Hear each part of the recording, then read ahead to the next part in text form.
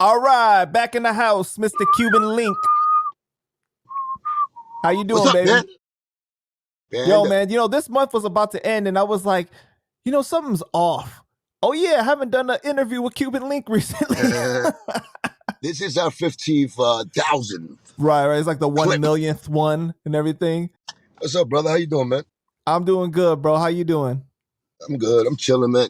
Just looking at this, the situation, with the only eyes that God gave me. So, I got to look at it the same way I came in it, the same way I've been in it for years, and the way I lived through it. You know what I'm saying? So it's like I still see people's narrative. I'm happy that people started listening, as far as like listening to the details and understanding the story. But then again, I also see the people that are naive, or not naive. I wouldn't say naive. I would say they're just such a fans that they can't fathom the truth, like what we're saying to them, like we're lying still, and there's proof out there that you could go check, and that we're presenting you, and they still Right. choose to do the crazy shit. See, the chemistry is just so on point that you already know where I was about to take it, okay? So Okay. It seems like people are making it out to be that I, of all people, get you in the most trouble when we do interviews, okay? Be honest, do you think that I ask you crazy things and get you in trouble? Never. People say I be instigating, so Never. If it can never be instigating. If you know the story, if you know me, if you see me do interviews before, if it's me actually bringing the fucking topic up, and actually putting a certain kind of story out there that I'm saying that I might have thought of at the time, it's my choice. It's my choice to do this, and it's your choice also to listen and to keep trying to find out, more stuff, because it's interesting. It's very interesting that people don't, are acting this way. You know what I'm saying? This is kind of strange that, like just the way it is, like, like you could be like this with the proof in your hands, and the people are still like saying, giving it like the narrative, like that's not like the right proof. Like, saying, like there's something like this is the shit that happened. This is it, right? This is the paperwork. This is the actual gun that they used to shoot. This is it right here. Look, it's already documented into the fucking history books.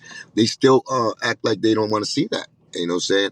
And the only thing I could come up with is that there may be people out there that hold the Terror Squad legacy, or the Spanish, being Latino, that legacy part to the heart. And it's usually like, like Spanish people that go in like that. And I'm very surprised, because, that color shit with me, that shit don't work like that. The individual to me is an individual, yeah, treat people. I've heard that too, because obviously what TS has meant to the Latino community is just so much, right? Because of the representation at a time in hip hop where there wasn't that representation for Really for Pun, people. really Pun, how, well, Pun started, Right. and he started at a high level, repping for, Latinos, like to the way it is, and the mark that he left, and then, Joe, where he took it, where I took it on the low, without being probably on that level still, because of the separation, but how I repped it, and just the race of us, and the way they separated, because, they separate motherfuckers when you get too big and the money's there. That's when they start dividing people and be like, oh, the Latino rapper. We always thought ourselves like, regular, just hip hop artists. So, when you separate those things like that, and of course, it's supposed to feel proud. The Latinos are supposed to feel proud of us, because we did an amazing thing. So we took the lyricism to the next level, and we put the bar up. Well, as far as like the Spanish, how they view Spanish MCs. So we part of making that happen. Where we held in high regards now. So that's dope. But at the same time, that's why it's the separation. It's like, yo, this is like the like behind the scenes that y'all don't know about. You know what I'm saying? Not saying that even Joe's a piece of shit, of course, yeah. Because of certain things he did. But at the same time, it's like the business practices and how he chose to do business and treat his crew, it has to be out there. Just because of the situation that transpired with me. The question mark that was left after I kind of, say got disappeared from I disappeared from the eye, the public's eye, and things happened to me behind the scenes that people, at the same time could have been like, yo, What happened to Cuban? You know what I'm saying? And the narrative was taking more of I did something negative instead of what really happened. And he chose to say his story. So his story was whatever, the lies that he said, and now 23 years later, we're getting proof for it. You know, there's a proof coming out now, right? I don't give a fuck what time it is. When the truth is time to come out, it's time to come out. You know what I'm saying? Like God chose the time now. That's how I gotta view it. It's destined to happen now. It was destined to be 23 years later. That's just the way it goes. You know what I'm saying? Certain niggas, like the timing for their moment of truth. It's their timing. You know what I'm saying? God, destiny, the world is in charge of that. You know, did I push the narrative before? Many times. We never got this reaction. And I think that a lot of people they don't want to believe it because they love Terror Squad and they love it just makes them they feel like it makes them look bad. They feel like believing those things, that narrative about Joe makes the community look bad. Like I've had a lot of people hit me up and say that. They say we don't like seeing Terror Squad split up the way it has, and it's very sad But for what us. what did we split up? I mean, what the fuck did we like? If I like, what did we do? We split up. That shit been split up. They didn't drop albums in years, so it's not I like know, we came but it out and still they just stopped hurts. dropping I think it albums. still hurts for a lot of people. It's like you guys were like a super group, a superhero group. You know what I Yeah, mean? but they Like fucking did. it's Yeah, like I understand. So but what happened? There's a story there that one of the fucking superheroes got you know what I'm saying? Like got booted out or something. Booted out, he exited out, uh, pushed out. Something happened with him. One of the major top superheroes. He's trying to he made it look like I wasn't a top superhero. You know what I'm saying? Like I wasn't not supposed to be the nigga flying or next to them or whatever after the fact. You know what I'm saying? So it's a reason for that. And I'm here because I took the gruntle of that. I was the one that was actually pushed into the dark side. You know what I'm saying? That's obscurity where they couldn't see me, hear me like they used to. So it was done deliberately, right? So if that route wasn't been taken by them, by him, really, all the you know what I'm saying, all the going out his way to block my voice, block my businesses, trying to stop me from getting to where what I'm saying I wanted to get as far as in the music business, then you wouldn't get this. You know what I'm saying? Because you're dealing with you're dealing with a beluga, but you're dealing with a fucking a crazy rabbit. You know what I'm saying? At the end of the day, you got the jackrabbit over here. That's not gonna stop either. So yeah, we got those. Those are personality traits that we got. You know what I'm saying? We headbutted each other like two fucking little rams and shit. But you got to see the story. You got to hear it. You got to understand it. Uh, and the truth is the truth. You know what I'm saying? When we can't fix shit that's in house behind the scenes and come up with a better, you know what I'm saying, a kind of picture to give to the people, then we got to rely on the truth. You know what I'm saying? Because obviously he's doing something deliberately for a reason. You know what I'm saying? And to me, I don't even know the reason why the hate is so much.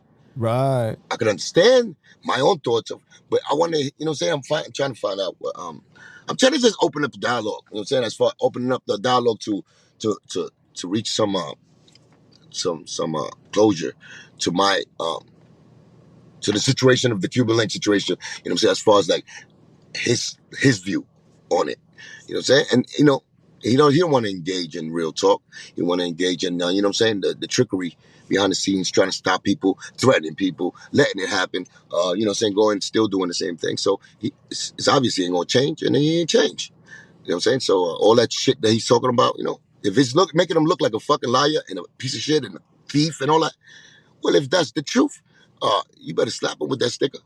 Because you know what I'm saying? You have one of the leaders that's supposed to be our leaders that's representing, whether you want to say Latinos or hip hop, you know what I'm saying, field of music that he's repping as a leader. You got a nigga like that in there. That's not a good leader. That's not a good gatekeeper. That's a nigga that's compromised. That's a nigga that would, it's not going to take hip hop to the right, place. You know what I'm saying? Yeah, he's a selfish dude that wants, all the accolades for himself, especially the ones that he didn't do. He's taking credit for shit that he didn't do. And he's jerking other people. So, and it's not even other people. I'm talking about my case. So wait. Do you feel like Fat Joe broke up the hip hop Latino Avengers then? I feel, I felt he was really, like, a selfish individual is selfish. And Joe is a nigga that, in business, if you say business, if you want to separate the Cartagena dude from the Fat Joke dude. Um, it's not such a no separations that he ever showed me ever. I think this is the same dude. You know what I'm saying? It's not like he putting on a mask. None of us were. Like me, I'm the same nigga you see, right? Joe is the same nigga you see, but what's the difference is that the only thing he does like whatever is gonna make him look crazy, like the bad stuff, the evil stuff, that thievery, him stealing. Of course, those are sneaky little bad habits that niggas got. That's what he trying to hide. That's the only thing. The only mask he wears is that. He tries to hide all those little fucking little criminal things that he does, and you know regrets later if he gets caught, of course. But that's what he been doing. He been doing that. You know what I'm saying? That's what he been doing. So if you're a thief, you're known to do that. People are coming out saying that you're trying to say you never you don't need ghostwriters. First of all, you know what I'm saying that you acting like you writing your own rhymes and this is you. Because I heard him go really to like places and go that he feels like he's the most underrated rapper because you know what I'm saying, like he's been doing this for years. MC, not rappers, not MCs. He be trying to put himself in that category. MC. Now MC, he knows because he's from the school of hip hop. He does know his hip hop. He knows first, you know what I'm saying, the pioneers and all of that. He knows that one of the rules is that if you want to be an MC, top MC ranked up there, and even if it's in the same list, you have to be You the nigga got to that write write your your own own rhymes. stuff. You know what I'm saying? That the ghostwriter shit, yeah, it's cool to even us. I don't find, but say it. I don't mind when Puffy says, I'm an entertainer. But he's not an MC. He's an entertainer. Take that title. I'll respect that. But it's usually more acceptable for the producer rapper, like Kanye, like Right, Dr. because Dre. they're already doing their thing with that side of things. So it's only right for that. And not even if it's Joe that he wants to get, he's just an artist that, you know what I'm saying, he's not as great as writing, but he could conjure up how to maneuver and put things together because there's talent too. You know what I'm saying? Like on the coach, like a coach, maybe just taking this player, that player, and they put it together, all-star team. So he knows how to take the beat. He knows how to, okay, here like 1,000 choruses, pick that one chorus that's dope, put it together, you know what I'm saying, get a feature, make sure that feature sets the best rhyme in the life and make a classic song. That was his putting together. He's like a maestro type, you know what I'm saying? Right. But that's why if you've heard him in interviews before, he says that I know music better than anyone you know. Like you've heard him say this before. He's like, I'm a genius when it comes to music. I don't think he's a genius when it comes to that. I think I know his blueprint. Like I know his blueprint. And I don't think that his blueprint comes with the genius title to it. It comes with the help of a lot of people that he's around, which are usually rappers, other rappers, ideas. He's a great listener. That's what he is. And he's a great dude. He's a magician when it comes to, you know what I'm saying, the old flicker, and then, the faking it off like he threw the ball this way and it's that way. And then, you know what I'm saying, the misdirection. The no look He knows how pass. to misdirect The the no whole look crowd. pass. He knows how to do it. Okay. And he knows how to misdirect you. Like he'll get you to go. You could come up with an idea while you're talking to him, and he's on point. He likes that. He might love an idea you hit him with. Like you might love an idea you hit him with. Like let's just say like um like maybe the lean back song, right? That was a hit. He might have heard that from another person that was around him, right? That had it written and all that. And they might have proposed to him this song before. Like, yo, I got this song, lean back, lean back, whatever, right? And it starts on, the verse and everything, the flow. The dude might have did that. And it was like, nah, I don't like that. Like, he's the type of nigga to do that. Nah, I don't like that. Nah, that shit is whack. Nah. Then, that shit is in his head. He might just go 30 minutes later to it, like a meeting. And fucking, in Atlantic Records or something. And they might ask him, yo, so you got anything new, Joe? And he'll say that same shit like this, lean back. He just told the nigga that made it that was whack. So now he's using an idea, but he's getting this one set up already. Now they love it. This guy's love it. Now he goes back to the other guy and be like, you know what, man? He'll take out the whole, that the whole spice that shit is a hit for that dude because, he got that bigger view now. Now, once he gets that bigger view, he knows how to, you know what I'm saying? decrease the meaning to the actual guy who made it. You know what I'm saying? To the value. Did you ever witness him do this Of in course, front he of did it you? with Like Pun. He something did it with along these me. He lines? did it. Like I might say something where With I might what give him a dope songs? line. You know what I'm saying? Got more beef than broccoli, and be like, that shit is whack. He'll be like, that shit is whack. Then later on, he's doing the same shit. He'll biting the same shit, just like the Senorita song. You see the Senorita song? But like when I wrote that shit, he was iffy about it. He was kind of iffy because he doesn't know really like the Spanish. He do, but he doesn't he didn't take pride like I did. So when I did the Senorita song, uh, it was more of the heritage. That's when I went to the Latino base.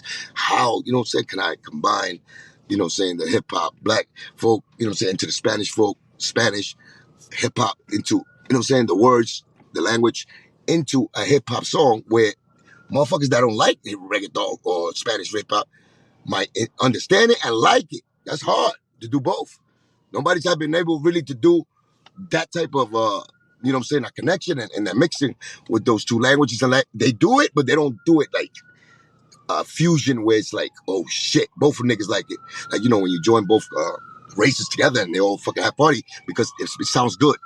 Niggas don't do that. You either do a dope ass Spanish song where motherfuckers don't know what you're talking about, but they love the swag on it, or they do a Spanish beat with English lyrics, you know what I'm saying? That you give it a flavor with the Spanish and the English side. But they never do both together, right? The double barrel effect. That's the Cuban link. So that's what I was always great at. And I noticed that when that's an example, when I did Senorita for Puffy, I wrote the song, like I told y'all before, Jadakiss, I had the tape that I got from Puffy himself when Joe took me there for that, to do that job, you know what I'm saying? He did put me in a situation where he told him that I could do it. He did. Like, you know what I'm saying? Because he couldn't do it. And he was fucking with me and Pun at the time. He tried to tell Pun, you know what I'm saying? But it was up my alley. Because you know what I'm saying? I talk Spanish fluently. And that's what Puffy wanted. He wanted that merging of Spanish and English together. So, Mami Ven Aquí song. But look what happens. Cuban Link, after all the time and all that. We have our fallout. He tells me I'm whack at the fucking lawyer's office. He said he only took me because of Pun. You know what I'm saying? He kept me around. My pre-orders was low. He made up 1,000 excuses and hateful shit that he probably had inside to make me feel like, whatever. I don't deserve to be in this game. But then yet later, I see him with Jadakiss, and he's talking about hero. He's taking credit for, the white guys. The guy that he only kept for Pun. He's taking his lyrics and he's gloating about it, acting like it's his. Like he wrote it. That nigga said, I wrote that hook, right?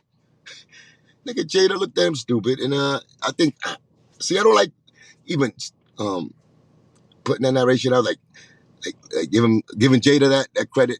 Because I don't even know. His face definitely looked like, you know what I'm saying? He knew Joe was lying. Like Jada's face.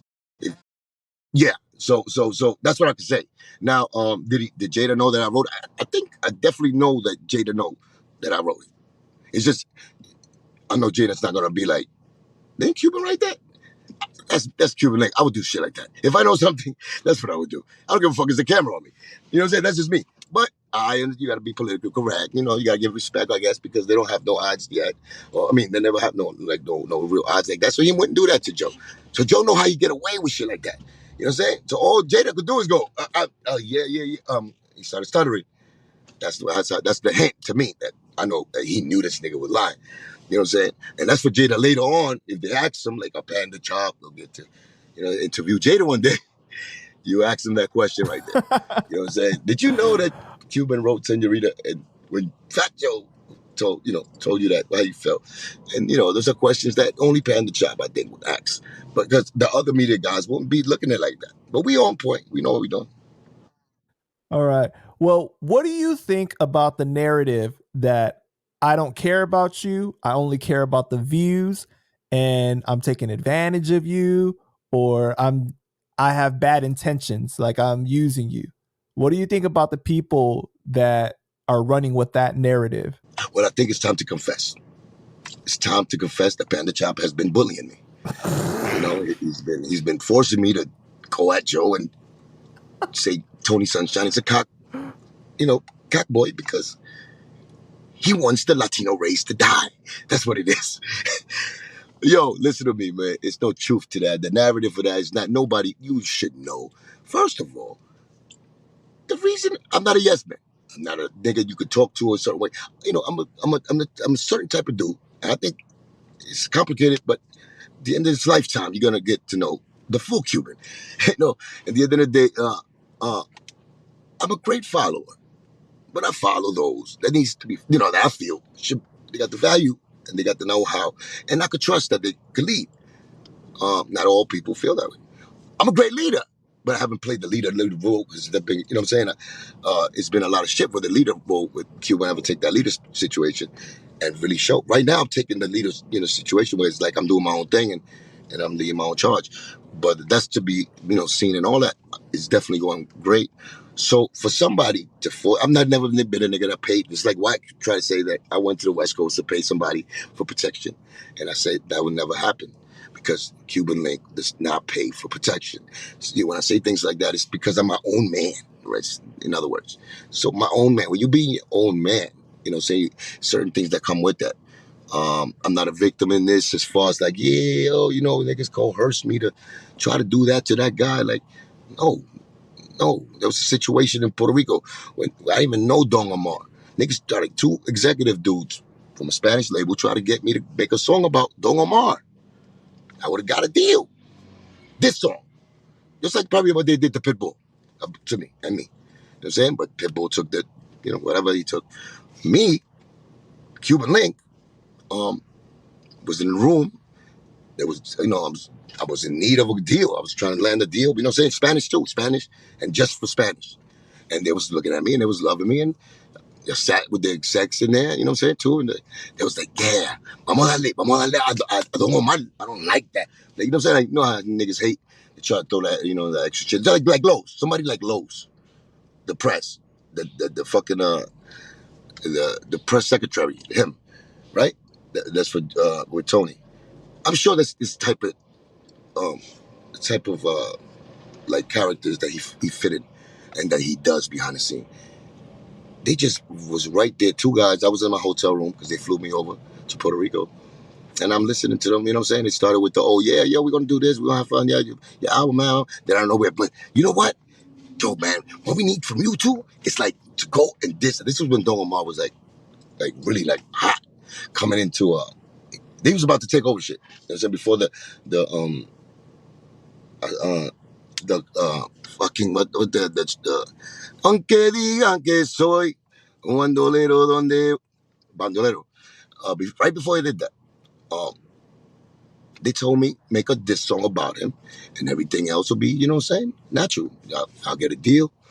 I'll be a part of the team. And I said, I'm not dissing that brother. Just like that. I don't know him. I didn't feel right, but it might like out. Sometimes I do that. I think out loud, and I did it right there, and I was like, what? You know what I'm saying? I was like, So the huh? point is That's that like one of the nobody doors. can make you do anything that you don't want to do. Exactly. That's what it means. It means that even when I'm proposed something that's higher value that I might have want a lot, I wouldn't sell my morals for it. I wouldn't do something. So I would never do something uh, that is forced or coerced by somebody else. No, you know what I'm saying? Know what I'm doing. So you know what I'm saying? I'm my own Because man. I think that people give me a lot of credit when they say that, oh, he interviews these guys and tells them to go talk bad about Joe, and it's like they don't realize that. I mean, these are just natural situations that people feel this way about Joe, and they Right. hit me But up they even also going and to say, and want to talk about him. You know, but they're gonna say why they didn't come out yet. You know what I'm saying? Why are they coming out now? Not back right? then, right? Exactly. That's another That's narrative. that's what that's the only thing. But it's the truth. I don't give a fuck when the truth comes out. It's coming out. Maybe they feel comfortable now because they see the courage we got, and they're coming out with it. You know what I'm saying? Because the like, narrative is that these niggas are fucking killers and they'll go kill you if you talk bad about them. That's basically it. You know what I'm saying? They put that rumor out there. They put that kind of energy in the air to people so they get scared. You know what I'm saying? You know, I told you the story about, you know what I'm saying, that how they choose one person and they make an example of them, you know what I'm saying, so they could go up and spread that fear, you know what I'm saying, especially that, you know, for them to gain either more power, more respect, bro. and they did a great job on that. They choose the, they just fucked up with me though. You know what I'm saying? That's what's the reason why we're here talking shit. 'Cause, you know what I'm saying? I feel like they try to put me in that category. Hey, you go try to make an example out of me? Are you fucking nuts? You know, and besides the fact that, you know what I'm saying, there was other things involved with it, but after it happened, it was like, yeah, they try to make me look like it. Yeah. So now niggas is looking around. Oh yeah, that nigga he flipped on his bets like one of his artists. Like that was just like a brother. Cuban Link was like they were supposed to be brothers. The Spanish to stick together. That nigga capable to do that at Cuban. Imagine what he capable to do to me. Mm-hmm. That was the narrative they put. So it's you know what I'm saying, that fear turns into the, you know what I'm saying, the red. It goes into red with other people, DJs especially. When the P Cutter, I told you this P Cutter situation where, you know what I'm saying, the Terror Squad camp, you know what I'm saying, they jumped them in the middle of a DJ summit in front of other DJs. Right. That's another tactic there. They made an example out of him. And, he got the perk of him, you know what I'm saying, also getting DJs to be scared of Cuban Link, causing the black ball in my shit to be even more, you know what I'm saying, the street level. Remember that he does different levels. You know what I'm saying? He got the industry level, he got the CEO level, and then you got the street level. He worked those ships pretty good as far as being a fucking, little evil, little fucking fat whale villain. So he did good with that. From a bad, from looking at it that way. But he's a piece of shit doing that type of shit. You know what I'm saying? But that's what he did. Because when you think about it, right, there's so many layers to this actual thing. There's so many stories, so many things to actually research and go into depth Well, about. Panda, we are like onions. Peel every layer. Layers. Too many. We're like a fucking onion. But like, usually I feel like the platforms that interview you go with the basic stuff, the usual stuff and everything, like the usual questions that you get and everything, but consistently, I don't feel like there was a platform that really went into your story like that, I think, or just TS and related. I think the reason, there's people that had love for me in the past that did interviews with me that went deeper. You know what I'm saying? People that was in the industry. They tried in their own way. But it wasn't really somebody that believed the truth or was really anxious. That they wasn't just doing a job just to get a paper or the money. It was like you're doing it because you're interested in the story. You're finding out, you know what I'm saying? It's like a real novel for real, like a secret. You know what I'm saying? And you feel like the secret needs to be heard because it's important, because you care about the hip hop industry. You care about the hip hop, the genre, the music, and the business. And you adding to hip hop by you finding out the truth, because that's what a journalist does in whatever field they work. Whether saying it could be about the medical field, it could be anywhere. You're in the hip hop field trying to find out the truth of stories. So you know what I'm saying, to bring more better results for the industry as a whole. So I appreciate that, and I know that's where you're coming from. You know what I'm saying? And then you got a little fucking nosy thing inside you too, because to be a journalist, you got to be a nosy You body. have to You be know that. You got to inquisitive. be You a have to be nosy nigga to be a inquisitive. You have to be journalist. It's really a curious. snitch on the low. On the low is a real snitch. But you know what I'm saying? It's how you do it. Then you can get away from the snitch. You know what I'm saying? Because you know how it go. But you have to be, like, to be a manager. You have to be. If you're a car salesman, you are a great man. You have to be a liar. Liars, them niggas, you know what I'm saying? So it's those kind of flaws in being just a good human are actually qualities when it comes to other fields. So that's what I'm trying to say. Is like, and also those type of people. If you look and you do you do your research, motherfuckers are nosy. Motherfuckers who can't let things go. They want to actually find out. They're usually cops or reporters. So you know what I'm saying? So that trait is actually, you were born to be this. This is what you do. That's what I think that is so crazy, because then, like, why wouldn't you want somebody to try to find out the truth? Like, isn't that giving back to hip hop? Like, isn't that giving back to the essence of what hip hop is supposed to be? Free speech, supposed to be about people really pushing things forward, right? And how could you really care about hip hop and allow something like an injustice to exist? Exactly. And it's just that goes off just like the Bambada situation, African Bambada. Say African Bambada is a guy that is he's responsible for spreading hip hop like the gospel out here. You know what I'm saying? Making chapters, making big ass crew, uh, creating mad fucking like just spreading hip hop with the positive of the five elements and the art, the craft, the talent, everything, the culture, the hip hop culture. Bambaataa is definitely one of those dudes that have been identified as being one of the founding fathers of hip hop. Now, you see what happened with what's happening because he's still, that's an open case. It's still kind of crazy how this guy's so much proof that saying that, and people are coming out, or still probably coming out, uh, that he's a pedophile. He took advantage of kids when they was in there. He messed up people's lives. And he was rolling with killers. He had a killer crew. So he was a real, like, what I'm saying? He had a killer crew. I heard of him.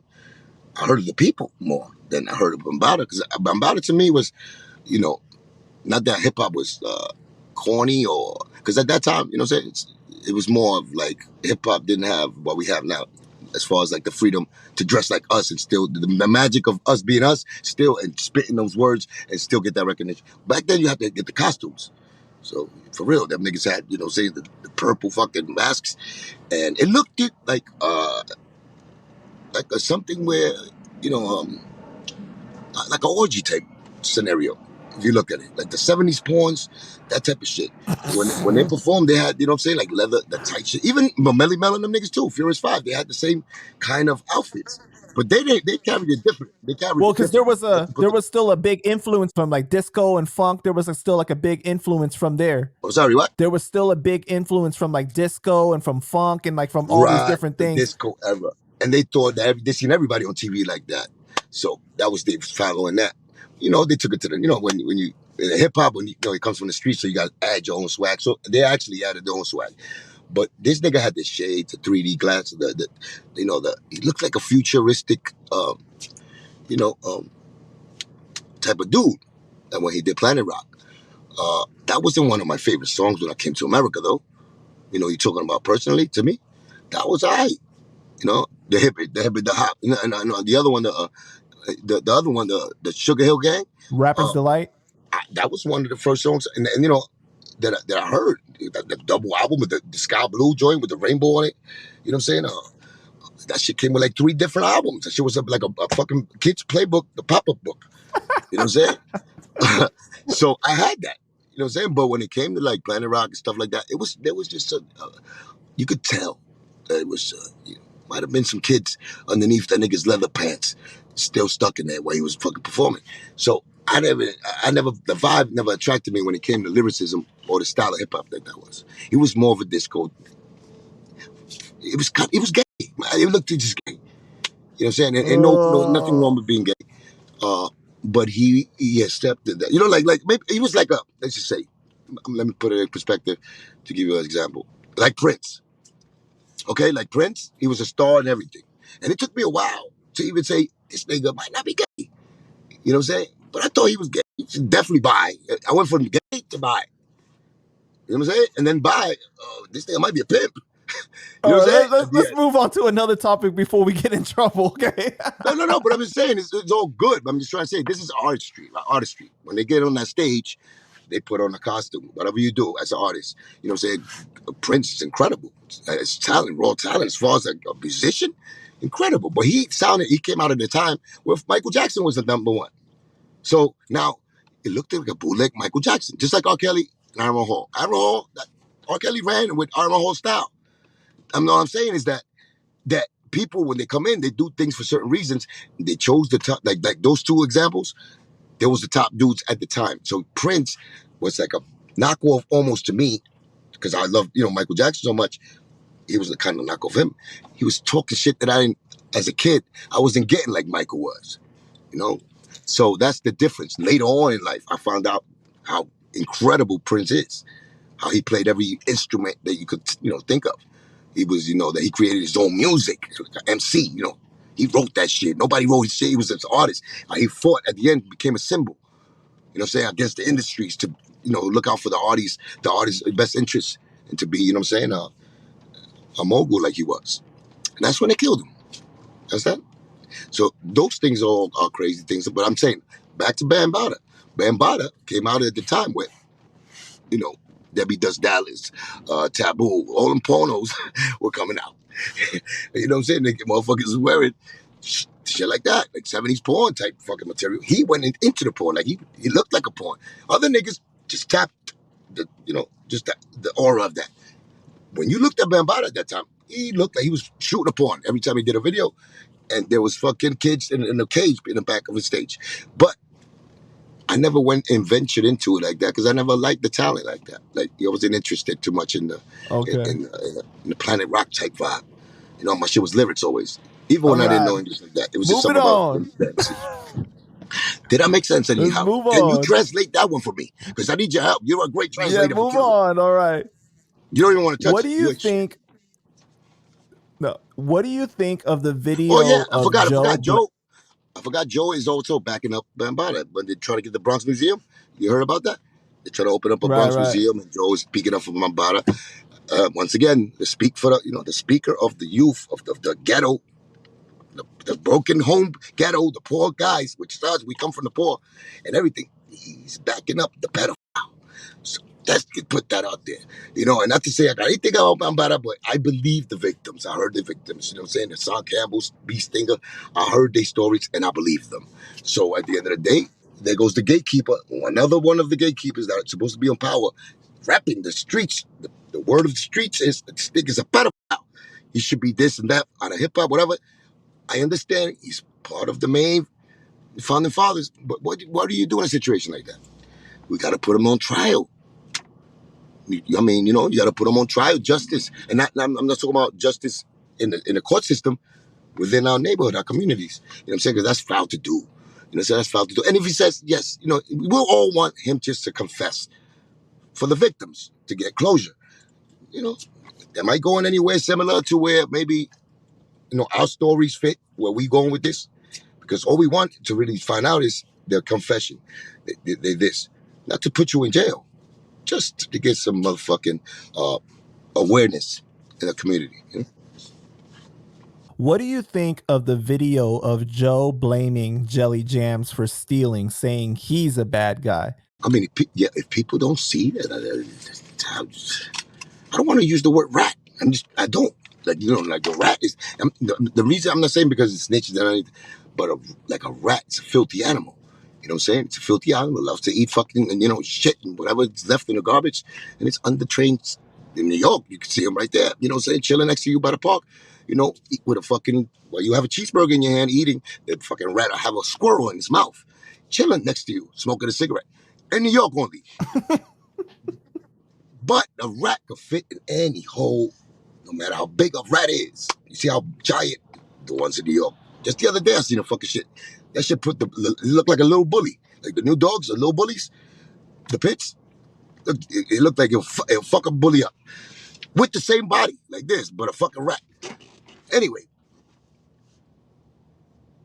rats could fit in any hole. No matter how big the body is. They could crack. They sneak into the cracks and they escape. You understand? In that sense is what I'm saying.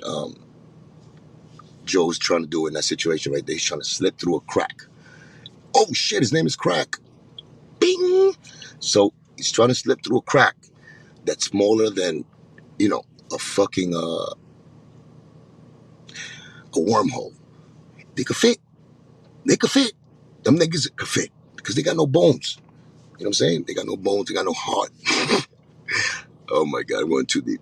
But for real, like he's trying to escape that situation and blame. But at the end of the day, when you catch the, but it's rat. I ain't doing shit. I nigga, you the one who thought of the plan. That's the same thing. You know what I'm saying?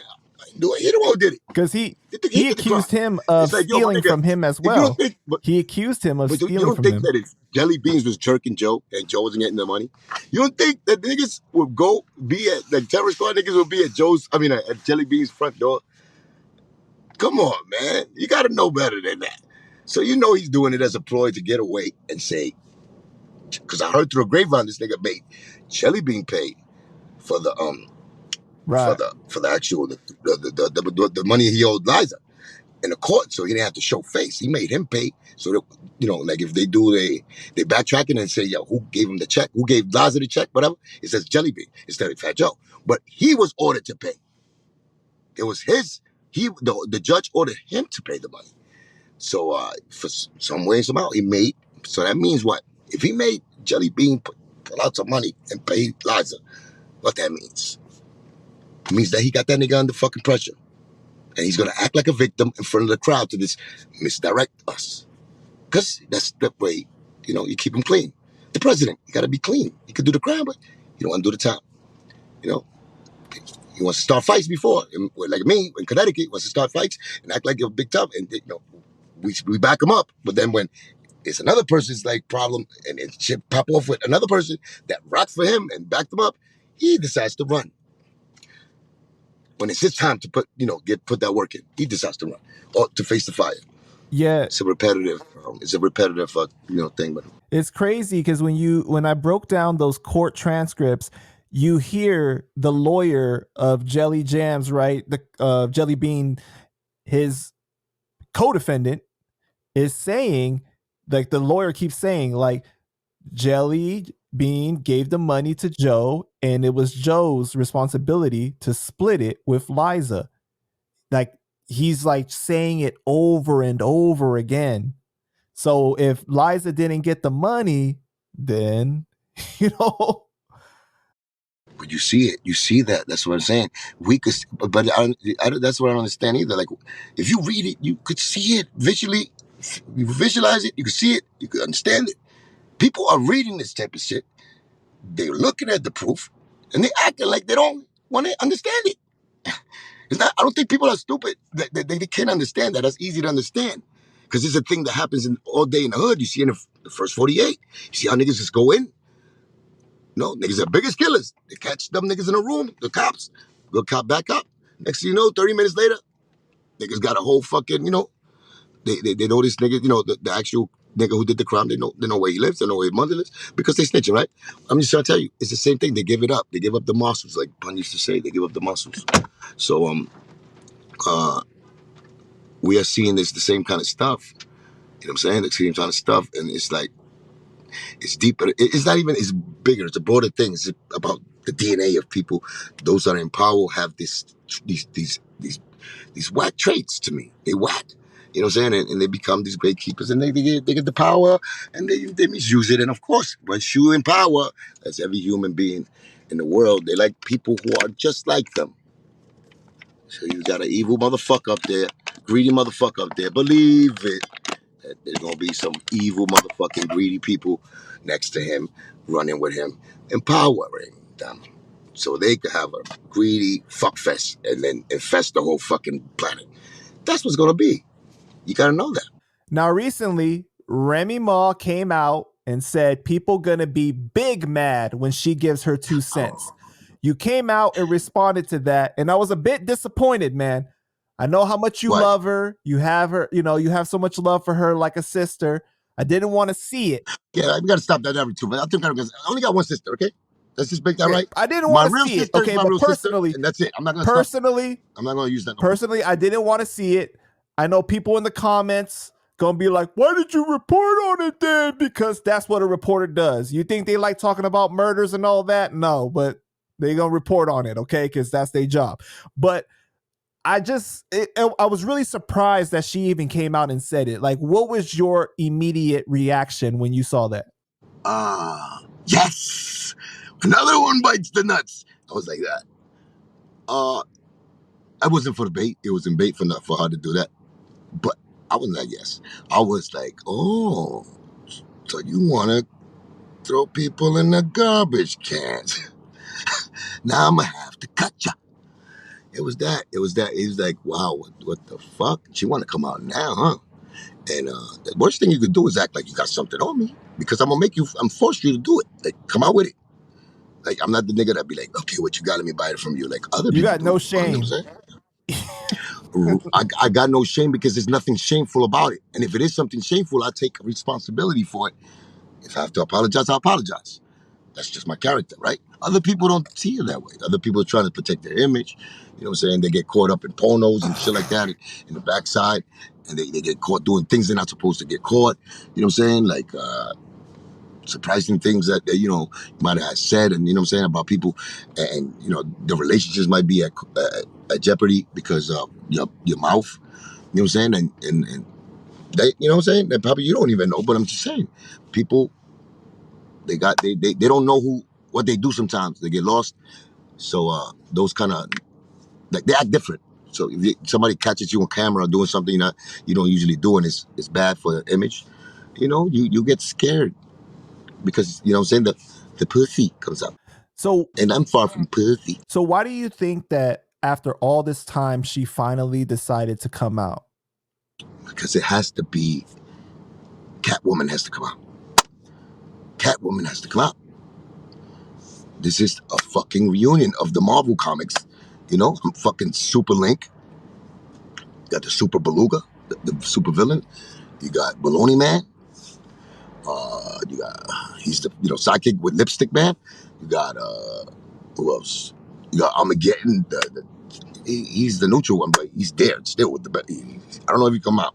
It's not surprising if he comes out later. You know what I'm saying? And he's like Batman more because his lips. He used to always like snap on Armageddon, like giant fucking lips. You know what I'm saying? And he might just look like Batman with the mask on. If he had the Batman mask and just the lips out there like that, it might just capture the Batman. But we're not going to call him Batman. It's another one. Murcielago Man. Spanish is Murcielago. So, Mike Lago Man. I don't know something. But these people, Prospect, the dirty, Terry Ritchie, you know, they're all coming out. And you see how it's happening, right? You see that they all want to join. It's not like, you know, it's a group effort that they're doing. So it's like they jump at me, right? Like, I guess online, they all want a piece of me. And, you know, I welcome it all, of course, because they can't never fuck with me. I'll take all of them niggas downtown, Charlie Brown, you know, all the way down. And not because of, I'm talking about lyrically. I'm talking about lyrically. I'm better than all of them niggas. And I say it publicly, you know, saying, and there's no holding back with that. You know, talent wise, I know that, you know what I'm saying? Uh, so whatever they want to do, I'm with it. You know what I'm saying? It's not like, you know what I'm saying? I'm taking it like they want to beef with me or some real beef shit like White Joe is. You know, they're just protecting the brand. And I think that's an order. Stick up for your family type shit. You know, niggas turning that, the narrative in that, you know, putting the pressure that, you know, you got to stick up for your fan, for the brand. This is your family, Terror Squad. And they're not doing it. And they see me, probably Joe's losing. That's what happened. Remember when I got cut? That's what happened. Like niggas didn't do nothing when Joe punched me in the face. Then when I get up, I'm punching him in the face, and you know it looks like he's about to be out. You know, the magical nigga from the back comes and helps him. The bodyguards come, the bouncers come and they hold me. That's what's happening. You know what I'm saying? They see me beating the shit out of the fat beluga and the baloney man. You know what I'm saying? And it's like they got mercy. And it's probably them screaming for mercy on the side. We're not watching them. We're not hearing them, seeing them. They're going, please help me. Because every time, like when you can hear Tony when, I mean, you can see what Tony wrote when Prospect said something about me. And Tony was like, about time or something like that, like that. I'm so proud. Like, you know what I'm saying? Like he's happy that they're helping him. You know what I'm saying? Something like he's like the victim. So, you know, more people join in, they give props to, and they act like real good Samaritans. Like I'm the evil guy that's really just bullying them. And if you want to look at it that way, you're crazy as fuck, but it's your eyes. You know, it's your willpower. You could choose to do what you want to do and think how you want to think. But the truth is that your truth, right? Because he's out here. It's not like, you know, I don't know what the fuck is happening to him and why it's happening. You know, I think I explained myself many times. You know, I don't like going that person on, you know, I didn't like, but it was forced on me. It was forced on me to give a reason for that. Just like, you know, Joe Shadak gave a reason why, you know what I'm saying? There's some scars on my face, and he never did. But nobody says that. Nobody's really trying to find out that. But yeah, with me, yeah, I know. Some people And said that maybe you shouldn't have responded to her because her response was kind of vague, which it could have seemed like she was going to say something that made everyone mad. Like it could have been in defense of you as well. I know I thought about it after, but my fucking, you know, Cuban salsa hot fucking bloodline thought she was talking about me as soon as it happened. Because, and I got reason to. Didn't believe it. I got a reason. Didn't believe it. I could see it. No. But she could have hit me on the kite line, back channel, whatever you want to call it.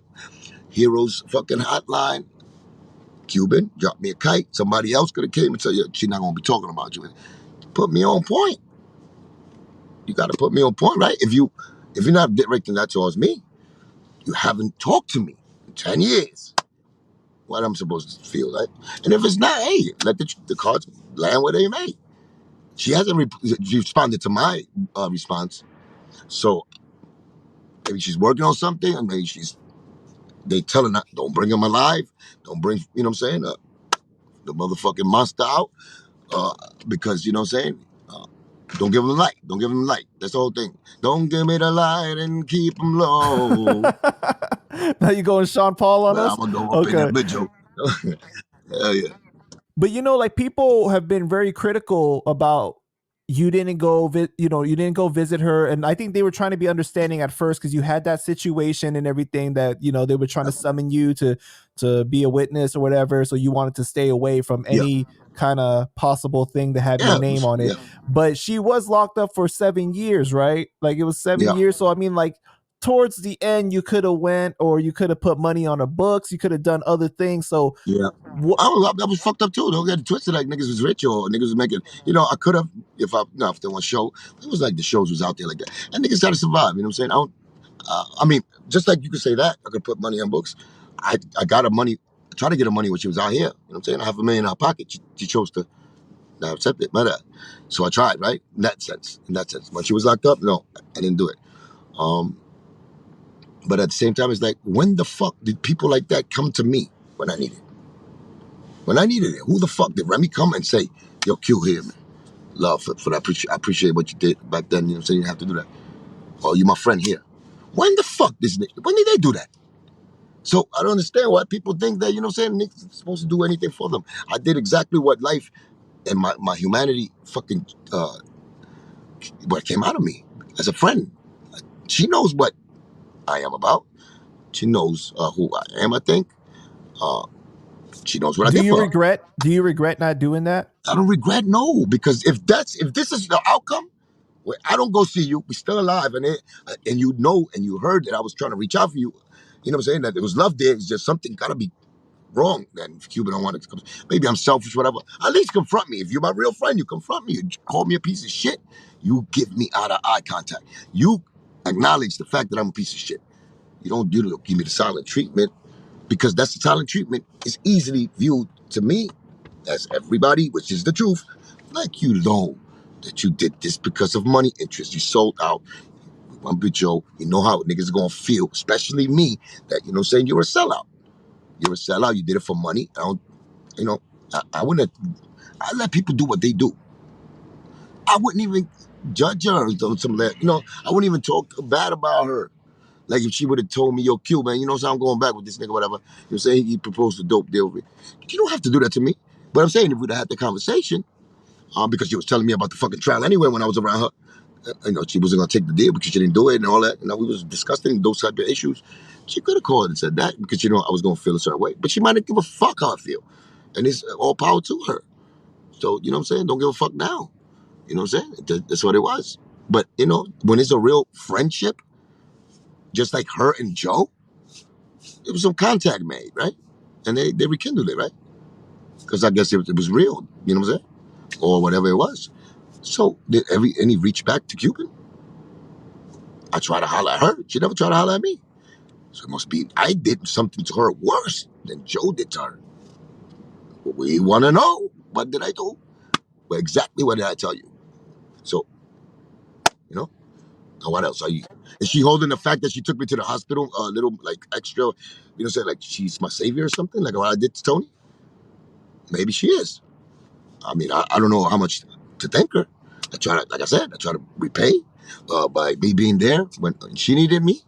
Not saying that, I did it for that or anything. I did it because she's definitely in my circle. And I did that for people that was in my circle. But as far as like her knowing that I got her back, like she had mine, course, I showed her that. Now, when it came to jail, you can't do nothing. You can't escape jail. You can't. But I mean, I understand that. Yo, you mad at me because I didn't go to jail. What do you want me to do when I go to jail? First of all, I know what I got to do. Just show you love, buy your fucking, go to the vending machine, get your soda, talk for an hour, get the fuck out. That little thing means that much to you after you grow up, because if you know that you're in jail, me, I wouldn't want nobody to come see me. I don't want nobody digging in my ass. So I gotta see my, don't. I know, but But not that's me, and everybody I'm not saying, feels how you I'm feel. not saying, I'm not saying that that's everybody. I'm saying me, right? So I take it like that because I'm some warrior shit. That's what warriors nigga do. Warrior people, like, I gotta do this time, whatever. I gotta do my time, and I wanted to spend it alone because I don't want to bother nobody. That's just me. I don't want to put this shit on you. I don't want you to look at me like you're disappointed in me. There's a lot of shit that comes with that. It's not just me saying that. Like my father.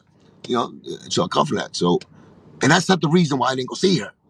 I'm not saying that either. I'm just trying to tell you, and if I'm putting myself in that situation, I wouldn't get as mad as she pretends to be with me just because I didn't go see her, because that's the only thing I did.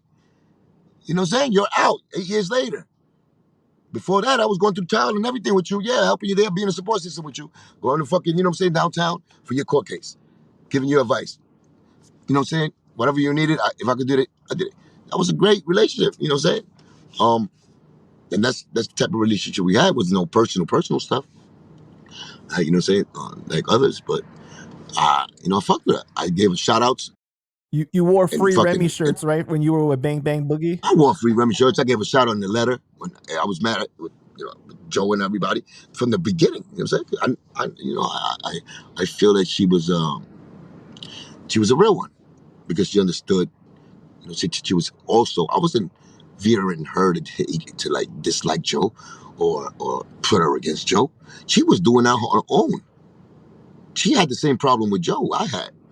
Joe didn't want to pay attention to her project. Joe was lacking when it came to her giving 20%, and he didn't work for it because he was caught up with other things. He was ignoring her project, and she felt it was on purpose. That's why she had a problem with him, just like I did. She ended up releasing a diss track to Joe, right? Were you guys talking at that time when she did that? Yeah, the moment of truth. It Yeah, so was me and her. you were there in the studio session, or like We was in my studio session there in AOM. Shout out to ET. Shout out to ET. Saying Josh, uh, Felix, all of them. G Stacks. G Stacks recorded her. so what You was know, she saying during this time? Like she was just stop that it. mad at Joe? Stop it. Oh, you're talking about you're talking about the actual track itself. Oh, No. I mean like behind the scenes even like she was just that she mad was at Joe mad. that She she was mad. She decided was to mad. release a diss track? Or did like It was not, we didn't like I said what I said, right? It's a thin line between friends and enemies. Some are loyal, some just pretend to be.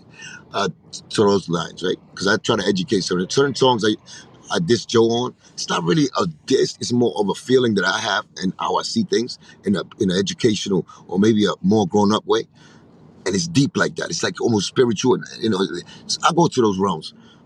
My verse was about that, about the actual truth, what happened, and speaking a little bit of anger in there, but it's more of a honorable. She spoke on and I love it, everybody loving it. Like she gave me props for giving the shout outs and as far I hear you, yeah, miss you too. Uh so so she was giving you shout outs? her verse, yeah. Yeah, her verse was more not really dissing him, expressing a disappointment, trying to wake him up. Sort of like this nigga might be fucking like caught in his own world, like wake him up. So she was like, what the fuck ever? She said, they're loving it. Cuban, don't you worry, I'm gonna get you back your publishing.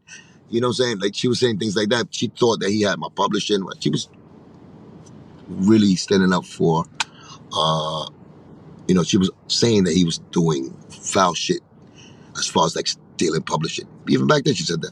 Well, she wasn't doing my publishing, Ram. Now we all know that. Who's publishing? Was he really jerking? Which is, you know, Twincito, which is the Punisher, Christopher Reeves, the guy who put you on, Ram. He stole from him 4 million, and that's the guy you with. You know what I'm saying? And this now, yeah. So you already know, getting me mad over here because they calling me. But anyway, that's all it is. it was that was the narrative that she came from. She felt that she was hating on him because she wanted to get with 50 liked her. So 50 was the hottest nigga at the time right now, and she wanted to get a deal with 50. She didn't see what was wrong with that. Sort of like my situation. She went through a lot of things similar that I went through.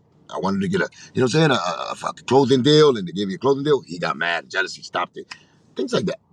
You know what I'm saying? So it was very similar. She was speaking on behalf of that, getting treated unfair. You know what I'm saying? Like, she said it in around 16. She So killed how it. did you guys come up with the concept for that song? Because you even got Tony Sunshine on It it. was me. You guys even got Tony on it. Yeah, Tony got on later. You know what I'm saying? Remy definitely said, oh, we should get Tony, because I had another guy. Casual was doing it first. Casual did it. Yeah, and the beat was different. So, you know what I'm saying? It became special when me, it really became, he didn't want to do it either. Like later on in life, I told him to do a video. Like, was like, hey, the TS pressure. So I left that song a little bit late, but then I always loved it because it was like Phil Collins, in the air tonight. It's a reinvention of that. I did it with a original beat and all that, but I used that concept of him doing the verses just how it is. Like, you know what I'm saying?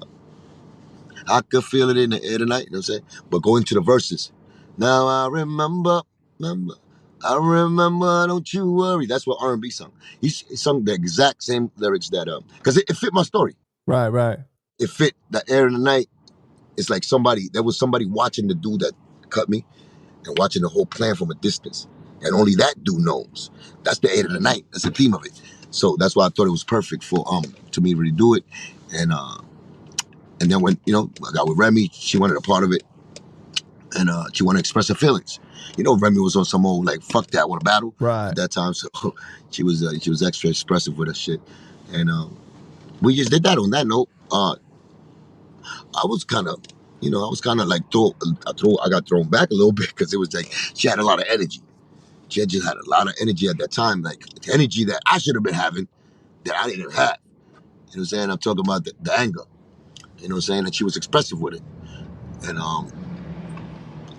that's my, it's not like, I told her, she took me so much back that I had to say, yo, relax. You know what I'm saying? Rem, relax. All right, cool. You know what I'm saying? That's too far. That's going too deep then, Rem. You know what I'm saying? Like shit like that kind of energy. So I was just like, but not to say that, I'm saying anything bad about it. It's just that she was really mad. She was really mad. She was caught. I know that time for her was not even that it was confusing. It was just desperate times right there a little bit. She was going through trials. She, you know what I'm saying? Very emotional. Not emotional. She was a warrior. I gave her that image right there of she was fighting. Not like she was like stressed out, crying. She was really like warrior mode. She know what she had to do. She had to go against people. So she's like with that attitude. So she was going straight for the juggler. You know what I'm saying? That's why she took that attitude and she was saying those things. So I was there to support her. I was in the same kind of move, but I was already a veteran. I was like a sophomore, but no, more than that, like a junior already with the situation. So I'm a little more like reserved and shit, know exactly what to do, know how this is. So that's what it was. But she was very vocal because it just happened to her. So she was like, "Oh my!" What I was on the fucking the first week, second week that happened with me. So I understood that. So then Tony was also going through his issues with Joe at that time. That's why he decided to go on the song as well. Yeah. Tony got that's Tony. Yep, Tony was going through it. Supposed to have but I'm gonna tell you the story one day of what I think, because I'm a very like I see things ahead, and even when I'm not there, I can make an assessment to really make sense of it, because I know how things work with the inside. Just like in Tony's case, this is Tony's case. I'm gonna give it to you now. This is what I always thought in my theory was of Tony's whole shit, and this is things that I know, right? How Joe does business. Joe does business at that time. Joe was on some, let me use the labels because this is where the money's at. Now, you could see Tony had 10 deals, 10 different deals with different labels.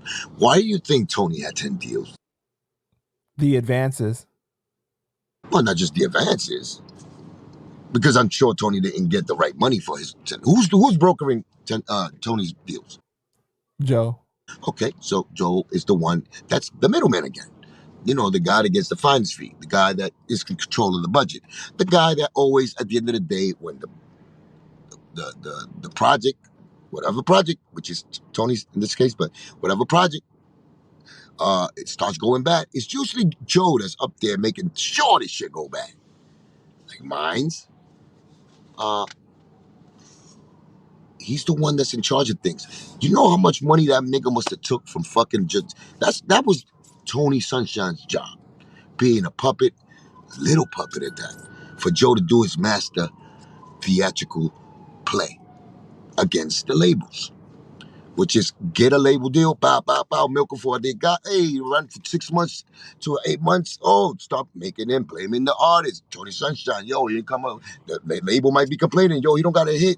Yep. And then Tony sides with Joe just sides with the label and then blames it on Tony. They give him his releases. Go to the next one and the next one and the next one. That's how he was breaking bread. Yeah, because when he did his Remember, interview, let's not forget that he gets his team of producers, jerks them all. I mean, they jerks them, they play along. Yo, I'm gonna charge you 100,000 for the beat. You know what I'm saying? Get back Joe like fucking 40,000. They keep 60. Who's responsible for this? Like the mob. Take the item from the front and they walk them out through the back. That's what they did to the labels. You know what I'm saying? I know that trick, but y'all don't know that. But that's what he was doing. That's why niggas be having like 10 deals. I just don't know how the fuck them niggas give them 10 deals.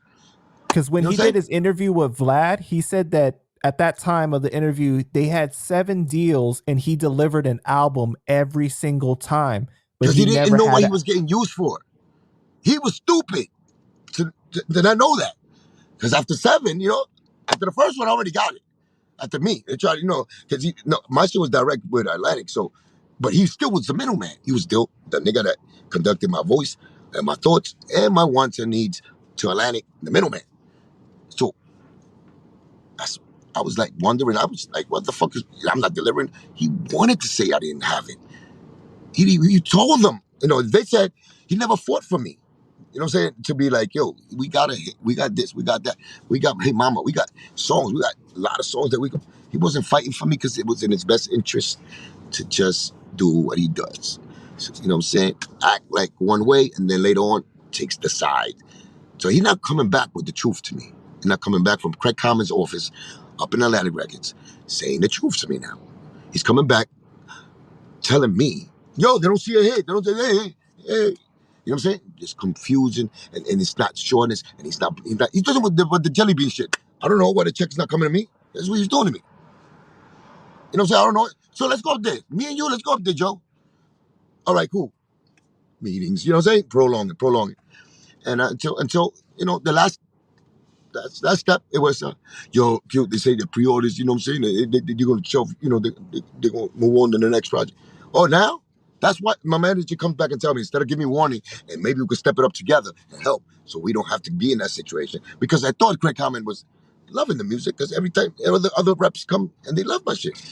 But now my manager, so, that's what happens when you put the wrong person to handle the pipelines, to be the middleman in certain situations. That's why it's so important. And when you get a manager, guys, remember this, guys. When you get a manager, young, artist coming up, make sure you get the right person that represents you, that speaks for you, for what your really needs and your wants are, and relate the right message to the guys who you're doing business with. If you choose to have a middleman for that, I suggest you be the middleman. You yourself got to go up there and learn your business and take initiative in learning what's going on, because it's very important.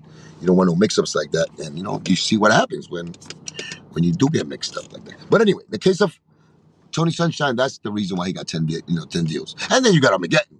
I don't know how many deals he got. He was caking this. This is the new the new fucking con. This is like boosting shit in the stores. Like, you know what I'm saying? This is like you finding a credit card with a nigga that makes up credit cards. And y'all go to the store and you use a credit card, and that's not your credit card, but you walking out fucking product and you selling it in the corner for less. The same thing. Same thing. That's what he was doing but he involved everybody. So now those that were with him, like the team of niggas that was eating with him, they love him. Even if it's wrong, they all fucking criminals with him. They already know that we gotta stand by Joe with this one, even if it's my case. Now we gotta stand by Joe. That nigga put us to eat. That's how niggas do. You know what I'm saying? That's how niggas from the hood do. I mean, I rock with niggas back in the days, but in other situations, not this, but where I know the loyalty of the little criminal minded niggas and the niggas that rock with each other. You know what I'm saying? So that's all it is. Somebody said that Remy Ma did not go to Big Pun's funeral. Is that true? Now that I think about it, I don't remember her being there. I know it was everybody else except. I think she might have not. Might have been an excuse that she doesn't like funerals. I don't know. I don't remember Rem being there, but everybody else I remember. I remember. Well, I remember Sace Mia. Everybody that was immediate family and stuff more than Rem. I don't. I couldn't. I can't. I couldn't tell you because she said she was there. Then I can't say no. She should have been there. I would guess supposed that until now. If somebody would ask me, did Rem go to that? I would have been like, yeah. But if you're telling me that it's a doubt there, now I don't know either. I can't vouch for that. So Liza was on Clubhouse not too long ago, right? And she said that Remy told her, "Did you get the money that I sent for you?" And she was like, "What money?" And she said, "The money that I gave to Joe that was supposed to get sent to you." And she said, "I'm sorry to tell you, but I never got any money." And Liza said that Remy got so angry about this situation where she allegedly sent $20,000 or $30,000 to Joe, said, "Hey, give this to Liza," and Liza never got the money. Now you've heard this before, right? Like behind the scenes? Never, Never? never, Wow. never heard that. I never heard that Remy gave Liza any money. What I heard is that Joe bought off Remy and Sunshine from Foundation Records, and Liza sold them for like 30,000 a piece. So she got 60,000 from supposedly. I don't know if she got it actually, but that was the price that she they got bought off from Liza because they didn't want to be down with Foundation Records. Because of course you got the Joe narrative in their ear. I remember witnessing Joe telling them, "You're gonna go with her. She doesn't know what she's doing." Hating the competition, like you don't do that with that. You're supposed to, really that situation. You're supposed to, what I'm saying. If you had love, any love, you're supposed to be there, guide her, make sure she could provide. She could be in the industry because Pun left it with her. You be a brother and you try to help her. You know what I'm saying? Be just give her pointers. Point her to the right direction. Help her. What would that would have cost you? Oh, the competition. She had Remy. So he knew back then that he wanted Remy. Remember, if you go back into the archives, he tell you himself he was mad. He didn't find Remy because now he knew that Joe at Pun was gonna pop off with his label. He said it in the interview. If you go back, you know what I'm saying? Now you can start making sense of why he was playing hating even when Pun passed though. Brother twin passed away, and his fucking mind is on him stealing the fucking artists and the bread from the family. It wasn't enough that he wrote your rhymes. It wasn't enough he made you a millionaire. It wasn't enough he was taking 50% of him and he let you. It wasn't enough that he took you out of the hood and made you good. You know what I'm saying? Made your kids go to private schools. It wasn't enough. The Beluga wanted Remy and Tony next. Not even Tony, Remy. But he took him as a double whammy. You know what I'm saying? Buy one, get one free. Because he could have been he didn't like Tony like that. Like he didn't believe in him. You know what I'm saying? Now he's, you know what I'm saying? They're fucking 69 on each other. Because his name is 68 and I owe you one. That's the problem. Because that fucking video of him dancing with the colorful hair, I was fucking hilarious. I don't know what's going on. I was sent that. So it's crazy. But back to the Remy situation. I didn't know that Remy ever. That's not. I mean, Liza never told me either. That's what I'm saying. I don't remember Liza ever telling me that Remy gave her money.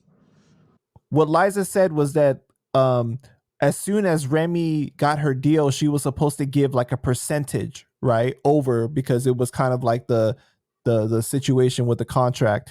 And so when she got her deal, and she gave that money to Joe, and Joe never gave it to her. If that's true, I mean, we don't. Right now, we can't be surprised. You see him steal $4 million for fun without no, you know what I'm saying? And then he actually gets on camera and says he never would do that. He never did that. So he knows how to do that. I don't know how the fuck a liar could be that good of a liar, or that strong of a fucking liar. Even the president gets fucking heckled and fucking pressed when he tells a lie, they catch him. You know what I'm saying? This dude right here, he's just, you know what I'm saying? It's not like he's above the law. And I just think nobody really cares about him. We making him harder than what I think people feel about him. But he's still, you know, I always look at him like, you know, he earned his spot as far as being rap. You know what I'm saying? He earned his spot in the business side of it. You know what I'm saying? I always gave him props for having a great ear for beats, for talent. I don't deny that. One thing I don't think you can dispute is that he did grind to get to where he is, right? Yeah. Yeah, but his grind included fucking over his people. That's the problem. That already included that. If they even included that, fuck over other people, we all rock against us against them. Fucking it's supposed to be like that family, right? But when you start doing shit to people inside your own camp and using them as pawns and shit for you to step on them and climb on top of them and perform on top of them, while you stomping them because just on some old jealous shit or narrative that you want to steal from your own people. That's evil and bad, and that's not that's not the right thing to do. You know, that's that's a betrayal, and that's who you are. You betrayer. You know, you betrayer. So that's not a good quality. So at the end of the day, listen, he made it the way he made it up there because you know he's definitely a survivor. Uh, in the beginning, he definitely was. I seen the spirit of him being wanting to be, you know, more than what he was. He had the drive. Um, you know, he was collecting Social Security for being fucking half retarded, special ed. That was a joke. But he definitely superseded the fucking special ed fucking forum of him just being, you know what I'm saying? Being a McDonald's seller. You know, he always had a job like that, even in the streets, like I said. You know what I'm saying? He was into the popular crowds. So he knew how to, he gets himself involved with the popular thing, So you know, what's he popular. knows how to hustle. He always had that niche. Yeah, but he was like, you could hustle, but there's dudes that just hustle on the corner, and then there's other dudes that are famous hustlers. He likes to be around the famous. He wants to be one. His aspiration was to be one of the famous top. You know what I'm saying? So with that, he went as far as he's going. I think that drive is what drove him there, and money drove him, of course. The love of money that he got is also it's a bad thing that they made him do a lot of fucking devious, you know, evil betrayal shit, devilish shit. Is the same drive that made him, you know what I'm saying, wanting to be that and do the work behind it, whether it's bad or good, to get there. So it's a little something to say there. So since the last time we did an interview, Charlie Rock LD passed away. Charlie, Rest in peace to Charlie, man. Little Joey, you're capping. I know you. That nigga said we international. I know. He had so Nigga many good stupid. catchphrases, man. I always told him, I was like, bro, like, Yo, but that's like a TS. you got to make these shirts. People need them. You know what I mean? Like I was always telling him. That nigga there, man. And yeah, man. Yeah. I still miss him. I miss him. Yeah, I mean, Like these days, it's not like been you guys damn. had the best relationship in the world, but I know that you respected him. Yeah, you know, respect. You know, it was both respect and it was both like he looked like a fun dude. It was like I remember chilling with like the TS crew, and it was a TS vibe about every nigga in the TS. They're a certain way, they talk a certain manner, and we got the secret language, the TS language. They used to Glahusif yo Teepin going, you know what I'm saying, Loken, the local Loken and Teepin. We used to talk like that, right? Only we know. So we had our special things in the TS thing. So he was the poster boy for that when I heard him. And when he started with his own shit, international, like all that shit was fun shit they used to do in, in the Terror Squad in the circle. Like those that were really down, you know. So yeah, man. But like I said, that came with the history of him and Joe and how friends. I didn't think Joe would, act such a cold individual with him. At the end. I think that was foul for somebody that spent, almost a lifetime with somebody. And even if they had a disagreement at the end, and, because I know exactly what Joe does when, when he betrays you. I know exactly how it looks. I know how the lies he say. So I understood that he was doing, Joe does that. He's the same with everybody. And it must be a great plan. He got a fucking formula for this. You know what I'm saying? Because it seems to be working. And I think that's the fame and the connections that he made over the years, and the people he know that he shields himself behind that. That's the difference. He always, like with us, he chooses, like, say I was under him. I was just, what I'm saying, because he was the one that gave me the deal. He's got power over the say on me with the labels. With Charlie, I'm saying, he brought Charlie into the game. So when he decided to shit on Charlie, of course, though Charlie earned his respect and they were scared of him, some niggas, and they respected him. The money got, Joe, if he don't like you, the narrative is that the people in the industry are going to say, okay, Charlie Rock is out of here then. Also, Right. so it's just that. It's just that. That don't mean he's right. That Joe's right. That just means that that's just what it He is. has more power. He That's has the it. resources. Yeah, that's it. So in a lot of situations, I felt everything that Charlie was saying. I knew he was telling the truth. And I started appreciating that even more when he started saying that. When the nigga said, that, he was putting out narratives on people, and he heard him when he said that I slept with Lazarus. They try to say I slept with him. So that means he heard it behind the scene when he was out there with him. Right. So he knows, he confirmed that this nigga said that. You know what I'm saying? And that's why I was getting more of enlightened. Like, he have to say that. Charlie didn't have to say that, because he wasn't like he didn't go with the fucking spear and spear the fucking, like, the beluga with the spear in his heart like that. But he was aiming. Like, Joe was provoking that after a while. At the end, he was provoking Charlie because he was lying on him. And he was using the old, what I'm saying. And when he said that last shit about, you didn't lose your yalla. You didn't get popped off in your yalla because of me. You got that because the three bundles you owe. If that wasn't true, and I'm putting myself in Charlie's situation, like, this is my man. And he knows I did this out of honor for him because I love him. And that story is close to my heart because that's like a shield. Even if you lost your eye, that's a shield of fucking honor you stand on. I did that for my brother. Just like I used to think for, like when I talk about, like, Tony Sunshine, before all of this, I used to say that shit though. What? It's my nigga. I'll do that shit for my nigga any day. There's something of valor. You stand up for somebody, so you hold that as your fucking, like, a trophy in So the you hood. could understand if all of a sudden Tony said that you didn't get stabbed for me, you got stabbed over some other stuff, some drugs or something like that. Like, you would totally Right. feel. Right. That would have me hiding, going, taking a flight, and hiding wherever the fuck that nigga lives, and waiting for 3 days under a sewer, coming out. You know what I'm saying? Fucking just ravishing his ass. That's what it would have me doing, because that's how mad I would be. And just not even disappointed. That's past disappointment. Because you say sometimes disappointment, but it's, you angry. That shit, that he's just like, he just Well, gets you because like that. also Cause, you know that he's the one with the more power, or in a more privileged position, that people would believe his narrative more. and that's another reason. Yeah. Yes, because this guy don't have no honor. He's capable of saying a whole lie about something dear and so sacred. That's what I did for you, and lie about it. So that's that's something that's special between me and him. How he's gonna throw it out like that, like it's nothing, and dismiss it and say this about a fucking bundle, where he knows that my loyalty was for him. So I know that. I know that feeling. So that's what I was feeling when I made that shout out to him at that day. You didn't even know what I was doing, but that was what I was thinking about, because I was like, he showed me he got love, man. Yeah. So let's And talk about that. all he was asking for was a little, like, acknowledgement. He hit me in the back channel with that shit too, but I was like, all right, Charlie. I didn't know how to really, like, take it, because it's like, I'm not gonna help you all the way, nigga. I don't know. I'm not sure if you're cured from the Joe fucking bug yet. Like, you know what I'm saying? Like, in my head, I felt that way, because it's like, you gotta still show. Fuck that. You gotta still show that. But it was going so fast, like I said, like, everything. Then when I started, like, listening back to his interviews and things he was saying, because he was getting on me. Why you gonna like Latin Pain? You gonna check him? You know what I'm saying? You gonna say you like him when he dissing me?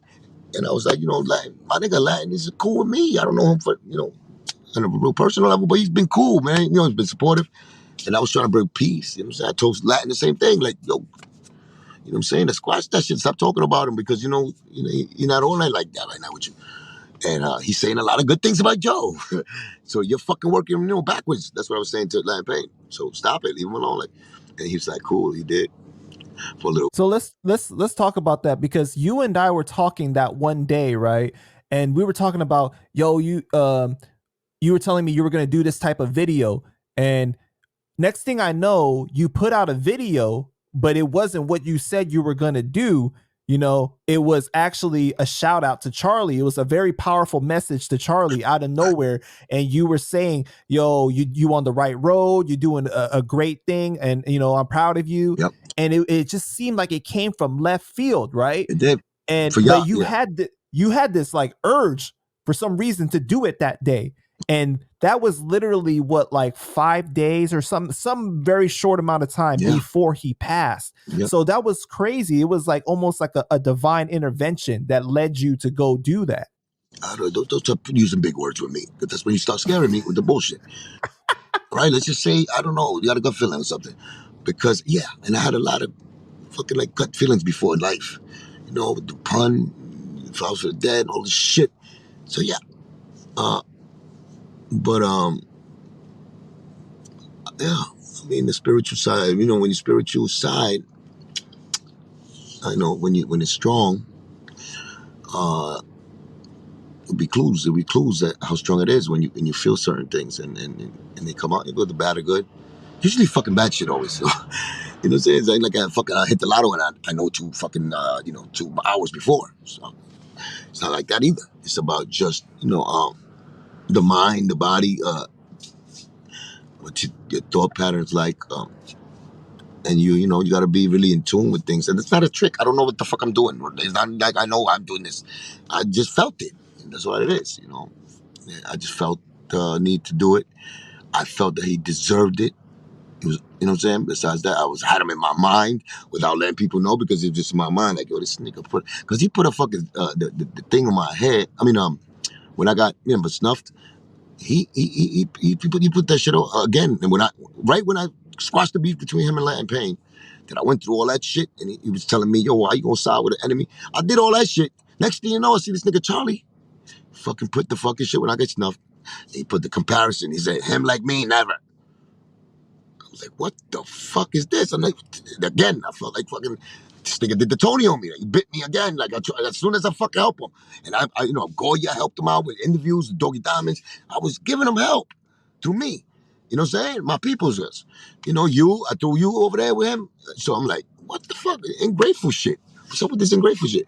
You know what I'm saying? So that's why I was feeling a certain way. And I was like, I can't trust the fact that, if Joe comes back, the nigga with a nice little, you know what I'm saying, a big fucking hug and a kiss, that you're gonna say fuck Cuban Link. Like all of them did. And you're Charlie. But I seen the difference in it later.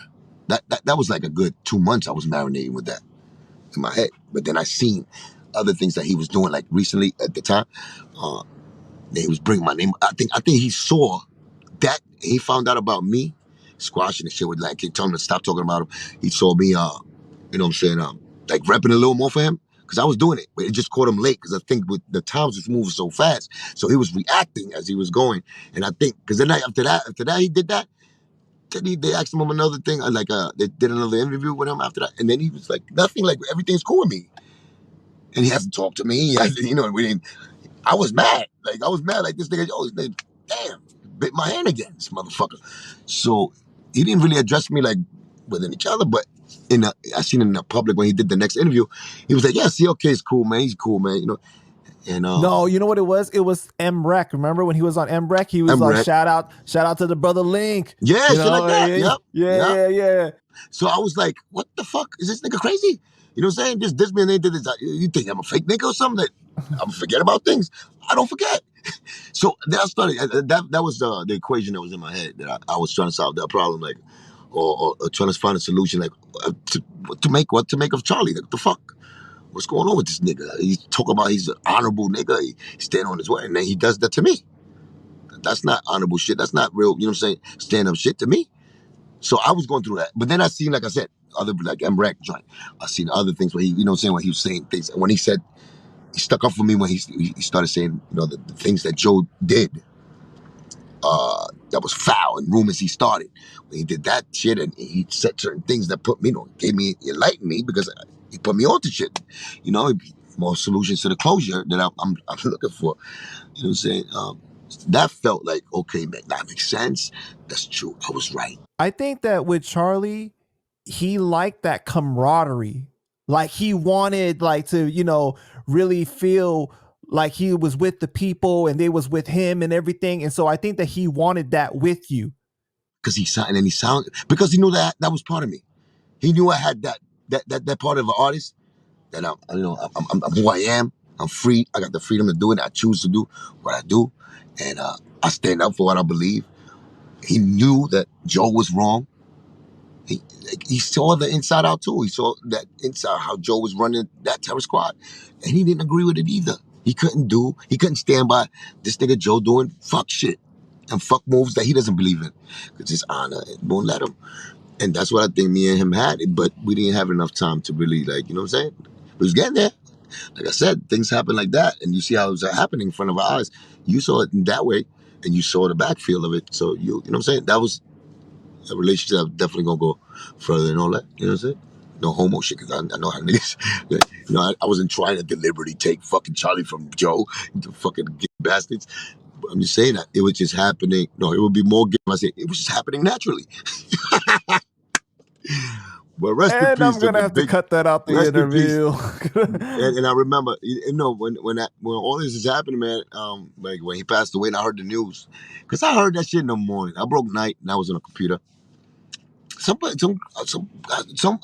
emailed me early in the morning, like 6 in the morning that day, before anybody knew anything, I knew the and night told me before. it's too bad that he just, he just caught a heart attack. But they said it not with like, oh my God, you know what happened?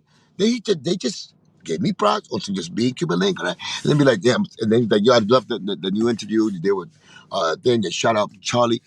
Thank you, man. You know what I'm saying? It's too bad he just, you know what I'm saying? They said it like he did, threw it in like it's nothing. Right. So, but it still hit me. So I was like, huh? So I wrote the nigga back and said, what do you mean? The way he passed away of a heart attack. You told about Charlie, you know what I'm saying? So I hit him. Never hit me back though, that person, in time. So I was like, I said, he must be fucking like trolling. And then later on, I found out because the internet started blowing up. Yeah. You told me too. You called me and told me. So, yeah. And I was like, I started thinking, man, you know what I'm saying? Because, you know, wouldn't know Charlie, really. Joe didn't take me there back in the days. I chose to well, the position I was playing, I was, of course, Pun's man, but it was destiny for me to see that, right? I gotta look at it like that. And I think things like that all the time, where it's supposed to happen. You know, I'll tell that in my book more because it's personal. You know what I'm saying? So it's like a story when I went to see him and stuff like that, how we connected. Because I was young, I was like 21, right? Pun, you know what I'm saying? And we respected Charlie, we had love for him. And he put a narrative out there that like he's the enforcer. So like Joe brought us there to put the pressure on us like that, right? Now it might have been true in his view, right? In his eyes, it might have been where Joe and him had that conversation, and that was Joe's plan. Because at the time, I don't think that was just business with Joe, and at the time, like we wasn't as tight as we became later on, but we were still like learning the inside of Joe's crew, Terror Squad, because there were two different Terror Squads. Like niggas, I thought everybody was together really at the end, but I see how Joe did the separation there, and there too when they started rewarding people that I didn't even know later. That was the Terror Squad, and they left everybody in Forest Projects. That's supposed to have been rolling with him, like little Heck, Sing Sing. You know what I'm saying? He cute niggas that really, you know what I'm saying? Niggas that really, really supposed to be down with Terror Squad. And you're supposed to give him a job as managing or something inside the group. He left them back in the hood. I thought, yeah, I was fighting for that. I was advocating for that shit when I was on. Charlie was yeah, he got. I think he needed a lot of more work to do. Not too much, because he was already establishing himself. It seemed a little redundant at the beginning, the way he was repeating himself, promoting. That's just business, right? But it was like he was doing it almost like somebody, he had an agenda behind him. Like he wasn't doing the right thing. He was just using, like, saying how motherfuckers use it to milk something. But then as time went on, like from the beginning when he came out to the time he passed, like at the end, I got definitely the whole the Prison narrative that mentality. Yeah. But I'm saying, I got it. Like, he was for real about it. He was for real about that movement, people he was, engaging with, his work with the people that he did work with, helping that he was doing for the community, the involvement he was in, the positive road, Jesus beliefs. He was for real about it. You know what I'm saying? When he said he wasn't using, uh, you know, later on. In the beginning, it was like, it might have been employed to try to trick us. Get some money from YouTube and go to the corner and buy that. But by the middle end, I already got it. This nigga's for real. He's doing it because this is what his calling was. And you know what I'm saying? He was really doing great work like that with the people because he wanted to. Right. You know what I'm saying? He wasn't doing it like that point the fuck, like I said, to distract them and then rob them later. You know what I'm saying? Like a fucking criminal. He was really doing it because he cared. And that's something that's hard to, not hard, but it's harder. It hits harder when you know that somebody's on that path and then all of a sudden they pass away. That hits harder. You know? Yeah, man. I definitely was always telling him, like, I'm so proud of you for the work that you're doing out here in the community, because I knew how much it meant to him. He did take it very seriously. And a lot of times in the comments, people would bash him and say, oh, he's still on drugs, or he doesn't do anything good and stuff. And I was always saying, like, yo, man, he really out here in the community trying to help people reacclimate back into society, which is a really difficult thing. When you've been in that harsh environment, it's very hard to come back into society and know how to carry yourself, how to conduct yourself, do certain things in general, right? The DOC. Remember, he said DOC baby. Mm-hmm.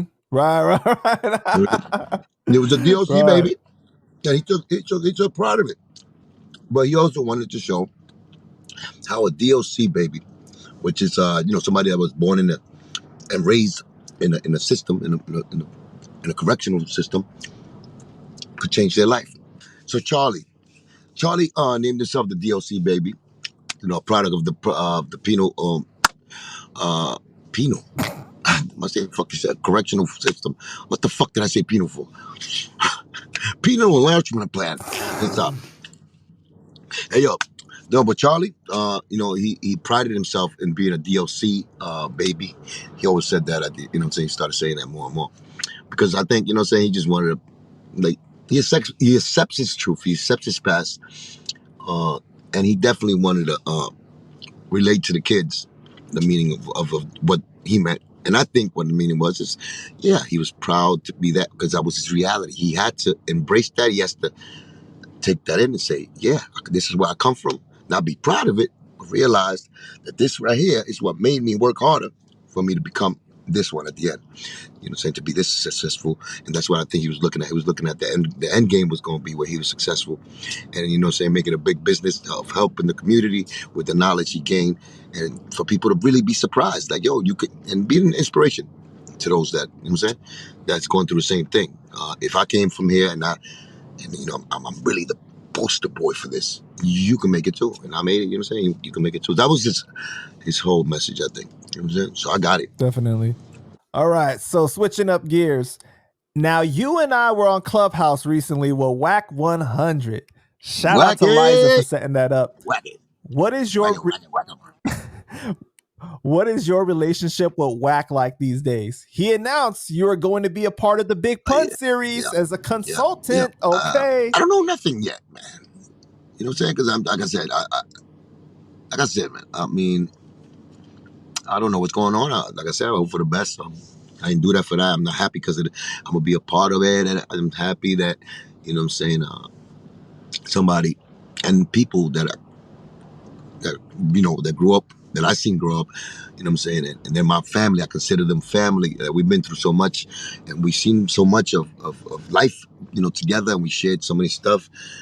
So many, what I'm saying, like experiences in life, from poor to rich, from Liza was young. She was shit. I remember Liza when she was 19. I was 18. She was 17. No, I was 17. She was 18. But she was a baby. But we didn't know. She looked at like, because she was a wife already. She, both of them niggas had, Pun was 19. No, yeah. Pun was 17. Pun was 19. Liza was 18. And I got to hear the stories, man. I seen the love. And I seen the crazy shit too, but I seen the love for the fucking love stories, the fucking mushy shit, and I hate mushy shit. Yeah, I used to hate mushy. Well, not I hate mushy shit. Back in the days, I was like, still I was young, so I was like, but they used to be together, and I seen them. I seen them break bread. I seen them make kids. I seen them love each other. I seen them fight. I seen them love. I seen them enjoy. I seen them become parents. I seen them ghetto fabulous bastards come really, really, changed me. My brother changed the world in front of me, and we was part of that. You know what I'm saying? We was definitely part of that, and he was a big part of my life in becoming Cuban Link and bringing life to Cuban Link and introducing Cuban Link to the world.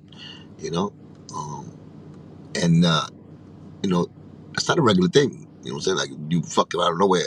It's like fucking things that don't happen in the hood too much. Rarely. You know what I'm saying? One in a billion type shit.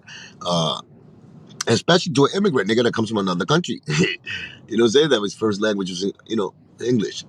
So I see that, and I definitely know it's an inspiring story, and I don't want to ever mistreat it or uh, not give it the light that it needs. That's the reason also why it's important for me to go and continue this road and finish off the legacy with that, because I'm sure my story, and not to gloat, not to feel like I'm bragging in any way, but I'm telling you my real story. So it's like I inspire myself with my own self, and not because I'm on my own dick either.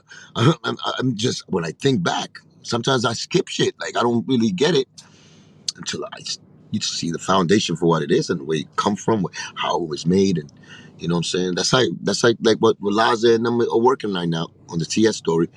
That's what should be one of the elements, how it was created. When you put that Cuban Link creation, when you go to Cuban Links, to the topic of Cuban Link, how he was created, how he came about. I come from a whole different like background that it's the same, but it's so different. It's so like so surreal, so Cinderella, Cinderella-ish. It's like almost like a Cinderella story because it's just crazy. You know what I'm saying? It's not just like you was out here and you're a fucking citizen and you was born in America. No, it's like you come from another country, say through a crazy fucking thing, and you was born with certain shit, and you had no freedoms, and you know what I'm saying? Like, and you get to this part, and even though it's not as perfect as you should be, as far as like where your situation's at, or the money wise situation. But to sit back and just, holy shit, I got some fucking stories to tell people. And I can write books with these stories. These are moving stories because they are. It's the truth, and the truth that I got sounds like a movie. Sounds like I'm making shit up. And it's not. It's really not. And I'm so, I'm grateful that I got that. I'm saying that. As much as, saying people might be, this and that, or, focusing on the negative, and you might see me that I'm out here just spelling out negative shit on Joe. The reason I do that is because that's the only part that makes no sense to me. I like making sense. That's the part that just don't make sense that I'm trying to find closure for. Because everything else, I know. You know what I'm saying? I can make sense of it. And I'm a creative nigga. I like to put the truth in front of me and accept it. And, you know what I'm saying? To find solutions to problems. That's me. So that's what I'm saying. When I stick with Joseph, that's the issues at hand that I'm tackling because they're happening still. And if I want to continue this voyage inside this game, which is music game, he's involved still. You think Cuban's gonna be easy for me to? Oh, let time is going by. Let me just get a deal now. People, no, it's the same narrative as 2001 when it happened. Still the same. It's the same plays as in there. It's even more stronger now. You know what I'm saying? And he got more teammates. You know what I'm saying? There's other people, other fucking players in the game now. They are stronger like him. Kyler is stronger than him. Remember, I chased Kyler around the car. Pitbull. Stronger than Joe. He's the biggest fucking Latino. I punched him in the face.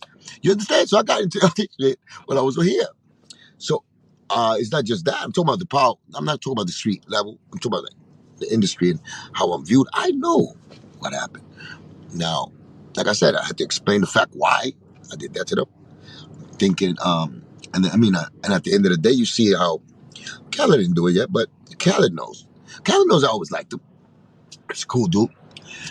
He was sniffing up Joe's ass so much that he had to follow Joe wherever Joe did because either fear or his loyalty. I think it's more fear, or he feel like he owes Whoa, Joe. whoa, whoa. Okay, you veering off now. Okay, No, no, you no. veering I'm off saying, now. because people came back to at least drink champ, and he stated, No, no, no. I get that, but you veering off.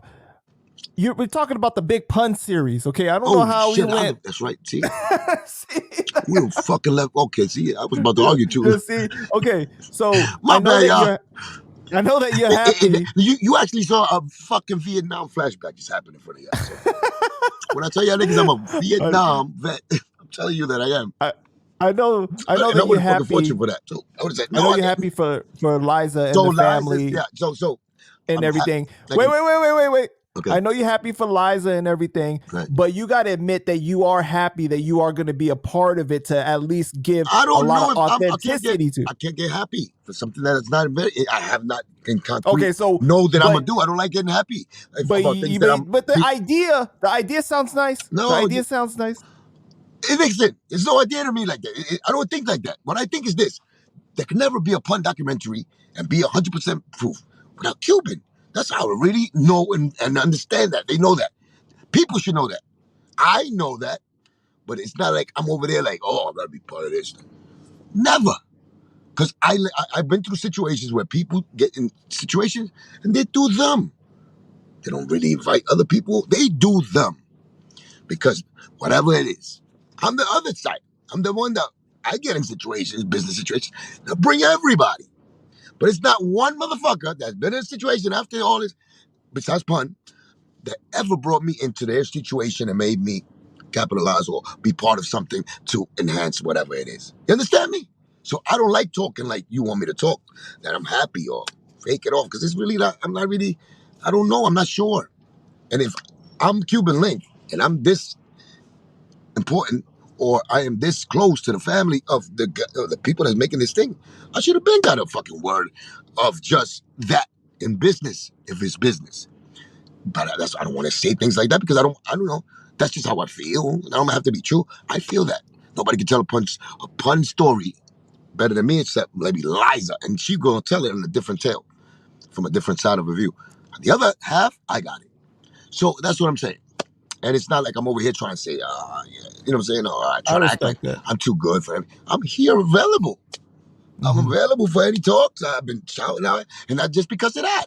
You know what I'm saying? Not because of that at all. No interest in business, no interest in money, no material things. It's about, I was genuinely happy that the voyage of, and the fucking long experience fucking wars of business, of this pun situation, of this Cuban link, terror squad debacle with a fucking, between Joe and us, at least one little part got solved where we feel victorious. Just on that level. You got to That's bring it what. home now, but I hear what you're saying. Like Yeah, it reached a certain level that yeah. Like you got through. Like we got through because, and it's not a bad thing. It's not like, oh shit. Like you don't say, oh, man, we gotta be fucking loyal forever to Whack. It's not that. I'm glad that Whack did what he did. Appreciate the fact. Not as I owe you a favor or nothing. You did the right thing. And I know he did the right thing, but because I'm saying that, because I don't even know if, I can't put it on nobody, and I'm not gonna say he did it because he cared so much. He loved it. He did it for the incentive, whether it's money, whether he cared so much. He really did it for hip hop. I'm sure it was. I'm leaning towards more that it was for money, but that's what he's supposed to do. He's a manager. He's a business dude. He's well, supposed to it go get could that be a money. multitude of reasons. It could be a Yeah, and it could be multitude of all reasons. that in one, because he's doing the right thing in all of them. I think because if I do that shit for somebody, I want to get paid too. So at the end of the day, I salute Wack on that note. Me and him got a little closer. I see the love now, showing love, communication, talking about me in the right way, defending me. You know what I'm saying? To the fucking bullet Gotti faggot with the nigga over there talking, narratives. So I like that. That's appreciative. And I don't think he's doing it with a narrative I think he's opening his eyes slowly, understanding what's going on. And it's a learning process for him. And I'm willing to definitely, you know what I'm saying, accompany him, show him give him a tour around. Well, life is gonna do that himself. And it's not about, no trickery or nothing, no incentives that I want for him to help me. I got my own path set and I got it. I just want y'all to understand that. You know what I'm saying? Now, if the more connections, if I have a connection with Wack and we're in cool terms and he decides to throw me a project, I throw him a project, we could do that. No problem. Open line. You know what I'm saying? But it ain't like I'm right now going, yeah, we're on and I'm going to get a deal. No way, man. Cubans are my whole business mind is on a whole different thing with some entrepreneurship that I'm coming from the fucking creative side. That's not what the industry is doing. I'm trying to supply the missing link. And the missing link to this hip hop game is just more than a deal. It's about a lot of fucking shit that's missing that I feel that in reality hip hop is missing. So it's a continuous fucking forever job that I'm on. It's a path. It's a journey that I'm definitely gonna take. I'm not just an artist anymore. I'm not trying to get a deal just because I want to get it right. No, I'm gonna make sure everything right. Everything is in house. And if any label wants to do business, it's gonna be as a partner. And the last part of that, because we're gonna be taking everything and keeping everything on this side as far as the material, the masters, and everything. Because I learned already what happened in the past. I learned what happened when I put my career in somebody else's hands. They usually don't, they usually don't do the right thing, right? So I have to learn, right? I'm not stupid. I'm not insane. Right. And this time around, I'm just taking that, and it makes me feel better knowing that I have really no depending on a label, depending on somebody else. Watching my mouth about this, nothing. I could be myself. You know why? Because I think y'all like me better when I'm who I am, right? I'm free to tell me, and I'm doing it. I don't think I'm doing it in a malicious way. Even when I'm talking about the terror squad, I think I'm just telling you the truth, and I'm firing back to defend myself. You know what I'm saying? From all these years, what I'm saying? You guys know it's 23 fucking years of niggas doing that and getting away with it, with a narrative, with the punishment. You know what I'm saying? As far as like, punishing me for shit that I don't know what the fuck, and lies they invented. Me trying to be an artist and the niggas constantly blocking. You can't just be an artist if I wanted to get on. So I had to learn, life situations made me really go through these things. So I learned, and I know that the best position is to have really all autonomy, say, and to make things happen in your world instead of waiting for somebody to tell you what to do or giving a green light for somebody. You take your life and destiny in your own hands, and you make it happen. That's the story I'm chasing right now. So you know what I'm saying? Just like you when you was born, when they put you up to like the tree and they told you gotta know how to climb on your own as a little panda. You have to do it by yourself. So you all know how to climb trees. You know how to put the claws inside the fucking trunk.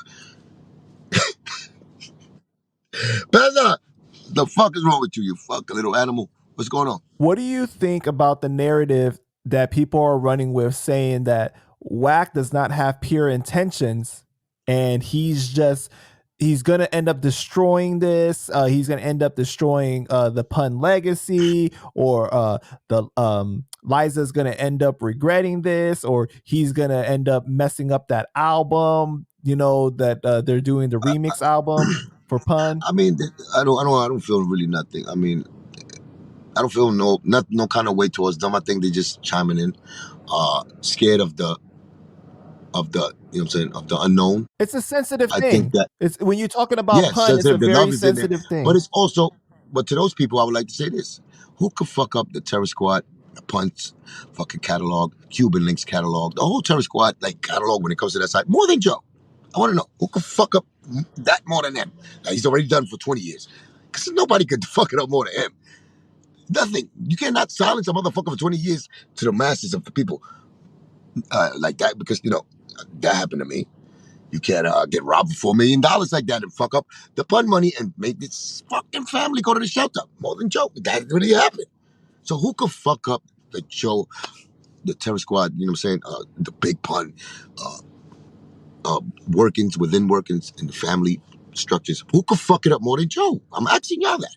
So when you ask them, you give me an answer to that. Tell me how really bad is Wack. I think the only way to do is the only way you could go from there is up.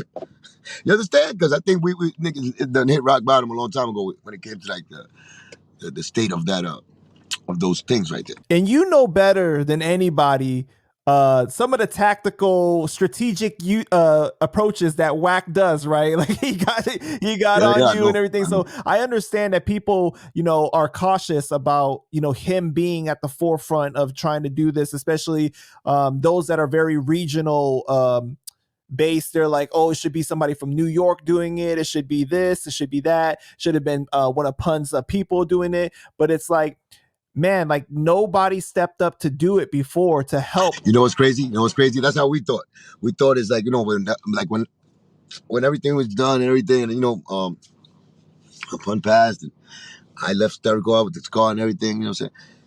I'm sure there was fans out there that was like, he's better by himself anyway, Cuban. You know what I'm saying? This is for uh, you know, Puff Daddy to sign Cuban.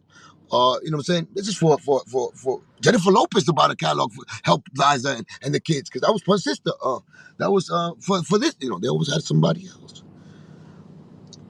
So somebody could always be like that. It's gonna be the other side where people supposed to say that about Whack. But you know what? The reality is that it took a West Coast dude don't know shit about really Spanish fucking what the fuck movement Terror Squad was doing. He was into his West Coast fucking politics. He grew up in the fucking system. He was over there fucking, doing a lot of crazy stuff in the streets. He went to the fucking death row school of fucking hard knocks, where he was fucking, doing whatever he was doing in the criminal world. So he'd been around all of that. He didn't give a fuck about the fucking Terror Squad and the fucking, probably, the Big Pun catalog. That dude is the one who made it happen. The underdog, the less expected nigga. Because it had to take the less expected to make it happen. Because the ones that knew that was supposed to do it didn't step up, and they didn't have heart to do it because they was pussy. All they was bought off. New York, where the fuck, how ashamed you should be, and that you should be. And not New York as a city, New York, the business music team in it. Show you how New York is on it. Yeah, because when you think about it, right, there were so many people within the industry that went to Pun's funeral, people crying, people, really upset about it. Yeah, same narrative, same narrative. My phone is about to die too. Where were Let me see. they? Where were they? Where did they go? Remember that? Right, right. Where did they go? My answer was this. I don't know. I don't know. Hey, yo, nothing but love when you get in it. They up in the, come on, man. Go get that new record, man. Where did they Audio. go? You said it right there. No, no, no. See, now you're just mixing shit up. That's the I know, I old know. dumb shit. I'm talking about where did they go? That's exactly what you just asked me, right? Where did they go? And my answer was, I don't know, I don't know, I don't know. Hey, yo, nothing but love when you get in it.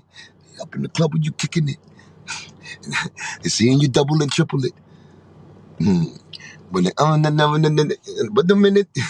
Do you think Tell me. that the series is going to be the same without Fat Joe input, without him sharing part of his side and everything? I'll tell Fat Joe's side. That was what Wack was saying. Wack was saying that so many You know of what the the beautiful thing events, about right? this? Wack was saying so many of the events, Yeah, other man. people were there too. It wasn't just Pun and Joe together. So there's so much of it that can still be told. It was. I'm sure there was times, of course, that they spent. But Pun told me, but I don't know. Liza knows about what the fuck was done between Joe and Pun.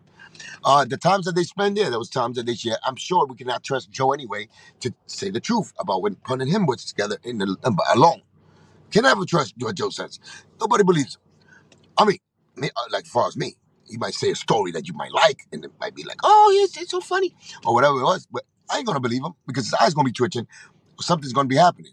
You know what I'm saying? There's gonna be a fly that lands on his fucking head. Something's gonna let me know that he's not telling the truth. Because God is gonna really understand. Watch what I'm telling you. Now, do I want him not to be part of it? I wish he could be part of it. If I'm a part of it, I don't want to be a part of it with probably me, me and him mixing up the shit. But he could be a part of it his own. I have no problem with that. I think he should be in a way. I don't want him to capitalize like he did me. I'm sure if it was the other way around, he would have blocked me out. I'm not the same way. I would, for the input and the truth. I want the liar to be there because I want to be correcting the liar on live. And, you know what I'm saying? And show y'all when he's lying. So I could draw a fucking schematic and go, okay, this is the beluga when he lies. As soon as the throat exhales, you see the muscle goes up, sound comes out his mouth. That's the minute the lie starts. And that's all. I'm going to get a fucking stick and go to the blackboard, show y'all niggas exactly what I'm talking about. You're going to fucking define So Wack was saying lion that he beluga. thinks that as time goes on, that Joe is going to see this is getting so deep and so big that he will want to sit down with a writer to tell his side. That's what I'm saying. That's what I'm over. I'm over that part. I'm overthinking what Joe is gonna feel, what he's gonna think, how he's gonna react. When you gonna get tired of that? The more you give this guy so much relevance like that, I mean, if you talk about him, talk to him like a regular person, a regular Terror Squad member. That's how I would talk about him. I know Joe's story. I know the good. I know the bad. I know the Latino struggle story too. I could tell that. You know what I'm saying? I could tell his great points. I could tell you his devious, most, because I could also put his great points to be the devious, evil shit that he does. But when he uses them right, it's a great tool to use. It's an asset to his arsenal of, things that he does in business to be successful. And like I said, I know how to assess people. I know how to tell the truth. I know how to measure up. I know how to, weigh out the things. I'm not that guy that's a hater where I'm going to just think that you're going to enjoy a show or enjoy anything that is just one-sided like that. You can't be. It can't be that way. I'm going to make it closer than what it really is. I mean, I won't be as hateful because I know how to speak about good things too, good times. I know how to speak. Because there's some people that feel like if Joe's not going to be a part of it, they don't want to watch it. So get the fuck out. Get the fuck out. Tune the fuck off. Get the fuck out of here. Nobody wants you here. So you got a problem now because the motherfuckers that really actually suffered is getting it shot to fucking say something, and the fat bitch nigga is not gonna be part of it. Get the fuck out of here, my nigga. Like, you a fucking sellout bitch ass fucking selfish nigga that's working for Joe. The only way somebody can feel that way is disgusting. Like, get the fuck out of here. Like, go suck on Joe balls. Go to the other side. Go to the dark side. Open up a fucking nice little cave in there. That's called his asshole, which is his crack. And jump in there. He got room in there for you. I mean, he's going to charge you probably, what, $2,000 a night to sleep in one of his ass cheeks. So go. There's room for you, and you can do it. But over here, with that narrative, get the fuck out of here. Nobody needs you. You know what I'm saying? At the end of the day, it's about the talent, the creativity, the actual content, the reality, the truth, the storyline, journey, the emotions. You know what I'm saying? What niggas, their life stories. That's what it's about. It's not about motherfucker talking about Joe. Joe got enough fucking cheated. He was cheated already, man. That nigga cheated so many times, he got really hit off. He abused his fucking stories. That's what he did. He abused the people that helped him. He did a lot already on his own that he didn't include you, and he didn't want you to see. So now you want to see him here too. If he's not a part of it, so what? Still gonna be a great fucking series. If I'm not a part of it, I'm still like, so what? He's still gonna get a great series. And that's it. Me, I got my own shit. As long as I know the story, the truth, I could take this shit and do my own thing. I don't need nobody. You know what I'm saying? And my story comes with pun. No, would I have to ask for permission on it? Yeah, of course, respectfully, always, because he's Liza. But you know what I'm saying? If it was just Joe's hands, you think I would ask permission for Joe for me to talk about my brother? Are you fucking crazy? If Joe had the fucking the catalog still, and he was doing a movie, we wouldn't be a part of this shit. If he was, we would have been like the vibe interview that we did, like the story when they had this terrorist squad story. They had me there for 2 hours. They kept 2 seconds of my shit. 1 second. That's crazy. They only had me there when I said Pun was my brother. They had me there for 2 hours. That's what they would do to it. So now when the press hit him, be like, yeah, Cuban Link was a part of it. Cuban Link wasn't a part of it. He just was there to be used, like, for the media, so they could be like, everybody was a part of it. It's a family thing. No. Niggas got mad tricks up their shit. So I'm saying, Joe would have had the access to owning his catalog and telling a story. Guarantee you would have been silenced, nigga. And it would have been the right story. It would have been a real story. It would have been all about Joe, just like the vibe shit was. The BT joint. Just like that. You know what I'm saying? You could tell. And it usually happens. Like I said, you know what I'm saying? Even when Liza told the documentary, it cited that little part that she added about her to the world. It fucked it up because she injected herself in that manner, and supposed to have painted the documentary like, you know, that dark, which it was a dark secret, and it did do that. But that was just a fucking, like, you know what I'm saying, like 7 minutes, and she told the story because she was in charge of the catalog. Charge of that story. The play is not still. I mean, still on the player. The documentary that everybody talks about, but then they forget that story. They forgot about the part two to that documentary. It was incredible, so good. And that was probably was supposed to be the first part to the documentary. The second part should have been the first part, and maybe the second, because she has the right to tell her story. It was just that she combined the two stories too early. You know, so when Pun passed, that was the first thing they saw. You know, so that was the only mistake, I think. You know what I'm saying?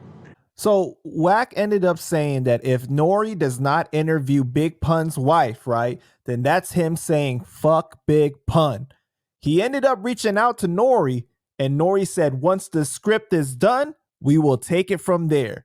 What do you think that means? Once again, these people that you're talking about, I couldn't care less about. They mean nothing to me in my world. They told me I mean nothing to them in their world. They can never interview me. These people that other people are looking for admiration and validation from. Maybe if I was a regular artist and go through 20 years of fucking what I went through and understanding and listening and learning, maybe I would feel some way. I mean, we needed him like a groupie. I would have been like a groupie, like a media groupie. And yeah, we gotta need him because they got a break platform. But no, I don't want to. I don't want to give my story to no alcoholics anyway. You know what I'm saying? I don't want to. I don't want to do that. They don't like me. People that don't like me, I don't like them. People that don't want the best for me, they ain't helping me. I ain't helping them. That's how it goes, right? Tit for tat. Not really tit for tat. We're not kids, but that's just what it is, baby. You So you don't think know what I'm that saying? she Why should I needs help you? Drink Champs? I don't. Nobody never needed Nori. Nobody needed nobody. Nobody. EFN had a relationship with me before. You know, he had it with Nori. If he can't, and he does what he could, I guess. That's enough for him. Like he's in a spot where I know it was a privilege to know me. You know what I'm saying? When I was up, you know what I'm saying? I invited him. He got involved with me, and that relationship helped his future. Nothing bad he can say about it. He knows what kind of nigga I am. He knows how I'm built. If that's not enough for him to be like, and he does enough, like I said, for whatever he thinks he does enough for. But for a nigga to go, look back and understand that, maybe if he's a fan, he loves my music, if he respects my craft, he could give me a chance to become, he could have gave me a chance already way before to become, he makes things good. Just don't make excuses. I don't want to hear excuses. That's all. If either you're rocking or you're not rocking. Do you think that interviewing Liza on Drink Champs would be good for the culture because of Nori's previous relationship with Pun and the history and everything? Hell yeah, nigga. That would be a fucking, yeah, that's needed. He got interviewed with me too. With me too. He's gonna be a definitely a difficult thing for no reason. It's gonna be difficult for him with Liza. But I think Liza is a little more, she's a woman, and he could always have that attitude with her, with the I'm sorry or the misunderstanding type of, angle. With me, we know we both men. We know we both old niggas. We both know my brother. You didn't know him more than me. I know what he did. I know secret things too. What he felt about you, whatever. Not just what. What are you trying to spin them? Spinning is what I'm saying. You cannot spin this. You can't spin that when we're in front of the right person. You can't spin that chair. Spin that chair. But I wouldn't want to do that with Nori. Like, I wouldn't want. I mean, I think Wack wants that to happen because of the platform he has. He wants to do that too with Liza. But Liza deserves to be heard. She earned it. She earned it. She earned it. Right, she definitely deserves to be heard, but do you think that it will happen though? Liza shouldn't care too much, but I think it should happen. I think You think it should, but do you think that it will? like, you keep asking me dumb shit. I don't know if it will. I cannot ever trust people that rock with the beluga. They're known to lie. They know how to welch. They know how to say one thing and say they're journalists, and then they say they're not journalists. They know how to fucking switch up things. They're liars. I can't take their word for so they have to show me. And I'm not really like biting my fucking nails to hear him or see that situation happy. No, I think they could do it without them. Without, you don't need them type of niggas. Them people, that platform, you don't need them. It's other people. It's way better. But Do you agree with what Wack is saying though? If Nori does not agree to interview her, then it's like him shitting on his brother Pun. yes, it is. Yes, it is. They put Wack is putting him to the realness. That's the only way he knows how to do it, because that's the only tools he has. The only way he can reveal how real is how Nori talks about Pun is to get Liza, which is his sister, is his wife, get them together. Things that they don't want to really do, or that somebody else is against them doing, but they get to put them together and see how it goes. It's not like it's me that it might be a threat to like maybe a fight or brawl. No, that's Liza. They're not gonna fight. They're gonna talk. You know what I'm saying? The only one that might be a fucking threat to a brawl is probably if you got Joe in there, Liza. Then it might be you know what I'm saying? Some shit. But as far as Nori, it would have to be a real conversation, like the talk about what happened when you couldn't do that show that you said that Joe told you. I think Nori would really cry that day for real. If he loves Pun, if he loves Pun the way he say, that he's supposed to love Pun, I think Nori will really cry that day. Really cry because of what? Because that's emotional. Because he loves Pun. That's why. Because if he really loves Pun, he will cry that day after Liza tell him, and they'll both cry. I think that's how. I think it will play out where if you love Pun. So he's gonna cry from emotion. Liza's gonna get emotional because that's Liza, but she doesn't even got no more tears in her fucking hospital. You say, so I know that she's gonna say things, and if it hits home, Nori's supposed to cry. So do you think that it's gonna be like a serious conversation? Or if he's too far gone, he just was doing this fact. You know what I'm saying? Like it's a part of me that thinks that he's already far gone. He's just doing this for. He don't really mean that shit when he says he loves Pun. He gotta make me a believer. So I feel that way. So you don't think that like do you think that they will have conversations like real ones where it'll be like, remember when you said that you couldn't do the show in Puerto Rico because of Joe telling you? But that's exactly why the fuck you have that argument. I mean, that sit down for those things. The ones that, the ones that are in the air. Those are the ones that you got first. Those are top of the list things. Right. Hell yeah. You gotta ask that. I don't know. I just feel like it's probably not gonna happen because it would because he's gonna say, don't ask me about that, right? I was just saying that I don't think that it's gonna happen because Nori's going to be in such a difficult position where he can't defend every single thing that is going to be said. And it's going to make Joe look real bad. And it's going to make him look real bad too. So. Well, that's a test to friendship. That's supposed to want that to happen. Test the friendship out. People these days got to start testing people out. You got to life is going to test every situation out that's questionable.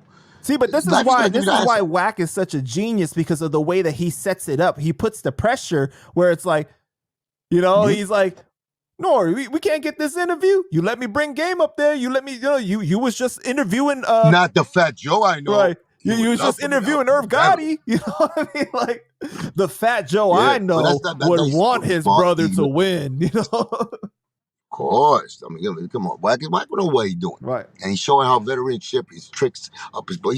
That's a perfect, he's fighting the right fight. That's why I'm happy. He's fighting the right fight with Joe. The business fight. And not even fighting. He's combating. He's just deflecting all the upcoming kind of questions and narratives with that type of tactic. And that's the right tactic to use. So I'm happy that I mean he's making me he's doing his thing. Wack is definitely doing his thing. He's showing you know what I'm saying, his skills as a manager, role manager. He's also a personnel and artist personnel way. He's out there, celebrity gossip type dude. But that's why he wants to be. He wants to be a what I'm saying. He wants to rock when he playhouse, and he wants to be known as he wants to get his voice out there. And this is beautiful for his resume. This is a beautiful thing, accolade for his resume. So there's something another, besides being games manager and things like that. I think it's a great fucking resume to have. Saying Pun's family, he's being the reason why they get a chance, and him putting that deal together, himself, against all odds too. That's a trophy. When I asked Wack if he thought Joe blocked the series for years, he said he thinks it's Joe's people, but didn't say it was Joe directly. And he needs to sit and speak with Joe about it, which he said that Joe has already hit him through the channel saying that he wants to sit down and have a conversation, right? So he believes it was Steve Rifkin. The $1 Million Man. What was your experience like with him? You know that I forgot to tell you. I said in another podcast. You know that Steve Rifkin, Richard Isaacs. Those the owners of Raw Records, and Joe. They had $1 million life insurance on partner. Right? That's real? That's yes, very real. What did I say it in the other podcast? Did I say it playing around? I told you it was real. I might have, been a little fucking but I forgot to tell you to do the investigation on that because that would have been something I know it would have been ding. Because you was off the Henny, wasn't you? Yeah, but it doesn't matter. I don't lie when I'm fucking the Henny, nigga. Fuck you doing? I stand by my shit with a Henny, without a Henny. What was your experience like with Steve Rifkin? Do you think that he was in on blocking the series? My experience with Steve, I met Steve Rifkin when I was in Loud Records when Pun used to take me, and we used to get mad free stuff up there, and it was his label. And then one time, probably like the second time, like the beginning relationship between Steve and Pun. We went to Loud Records on our own. Pun took us, me and I think he just took me. Because Sage would have been in our room, he would have been with me. He called Pun into the room, into the office, his office in Loud Records over there in Manhattan. And I went with Pun inside. He had a little business conversation with Pun in front of me. He was like, okay, Big Pun, he was excited and all that, You know how some white people, they do the gassing you up, massaging your shoulders, like, yeah, welcome to the team. And you know how they do it. They do it special. They make you feel like you're part of the whole fucking American society, right? So, Pun is still like a little, saying, like, he knows business. He knows how to talk and all that. But he was a little, like, bashful because, he was giving too much props. So he was, like, a little embarrassed a little bit. But he was like, yeah, thank you for, being gracious. And tell him, Steve, thank you. And they kicked it off. I said, what's up to him? I was just there chilling. And I don't even know. I don't think I was supposed to be in that shit, but I was there because my brother, he told me to come in, and there was no problem. It don't matter. Steve looked. He sat on in his desk and in his desk in his office, and we was almost standing up. He didn't really sit down. He broke the fucking chair, but he sat down. That's why. You know what I'm saying? But I was sitting down, and Pun was standing up and shit, doing what he does. He stands like this because he can't stand still. I mean, they was talking about it, you know what I'm saying? And Steve asked him, he asked both of us this, but he asked Pun first because that's his artist. You know what I'm saying? So he wanted to know. He said, what's the number? What's the figure you want to get? What do you think, your worth is? And what do you think is a lot of money? So Pun said about, he said, 5 million, 10 million? And Pun knows about money. And they've already seen million, like a couple of million because there's also, but he was trying to be humble and not go, I guess, greedy at the time. I'm a young motherfucker, so I'm a little bit, you know what I'm saying, more into the anxiousness of he said like 4 or 5 million. I mean, no, he said like 5 to 10 million, something like that. That was Pun's answer. He was like, he looked at him, he was like, and I didn't know what he was doing at the time. Later on, I understood that, you know what I'm saying, he was trying to get a assessment of what he expected and how he should treat, what kind of budget he should have. That was his, business mind thinking that way. And he asked him that question. He asked me the same question. I was like this. I say 100 million. You know what I'm saying? I said 100 fucking million. So that's the wrong fucking thing, I guess. You know what I'm saying? To say, because that means if you're a greedy fuck and you're crazy. But maybe he felt that way. Whatever. He never told us that. He never told us. None of us was wrong and nothing. He just wanted to know that. And that was a little story I want to share with you. But now I understand that. You know what I'm saying? smart businessmen, definitely. That's how they do their thing. You know what I'm saying? But it was funny because we never. I mean, we're from the hood and all that. You know, we know how to talk and all that. But those kind of questions was never really asked to us. You know, we play around the hood and be like this. You know what I'm saying? We happy when we got fucking 100 grand or 50 grand, whatever. We feel like we rich because we ghetto fabulous and all that. But you know, those kind of guys, they got different minds. They talk about wealth. You know what I'm saying? They about wealth. Wealth and rich is a whole fucking different thing. But they have $1 million though. That's how much. And I'm not saying it's a legal thing to do that. You know that, right?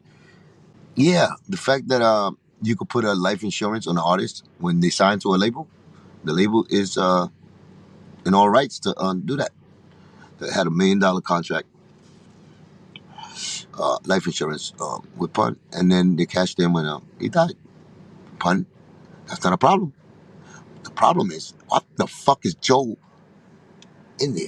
Why is Joe receiving money? And don't tell nobody this. Don't give the kids nothing. That's why when I used to say, oh, my nigga, all you gotta do is put like 20,000 in the accounts back then, and they would have been rich by the time they was 18. That you could at least said you helped them with that. That's how greedy this dude is.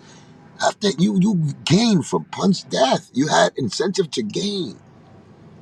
You understand? You was the team that gained for him when he died. So you know what I'm saying? Stop the fucking you my twin. You know what I'm saying? And I'm not saying he should have did it, but do something better than what you did with that. You know what I'm saying? Go about it better, more honorable, man.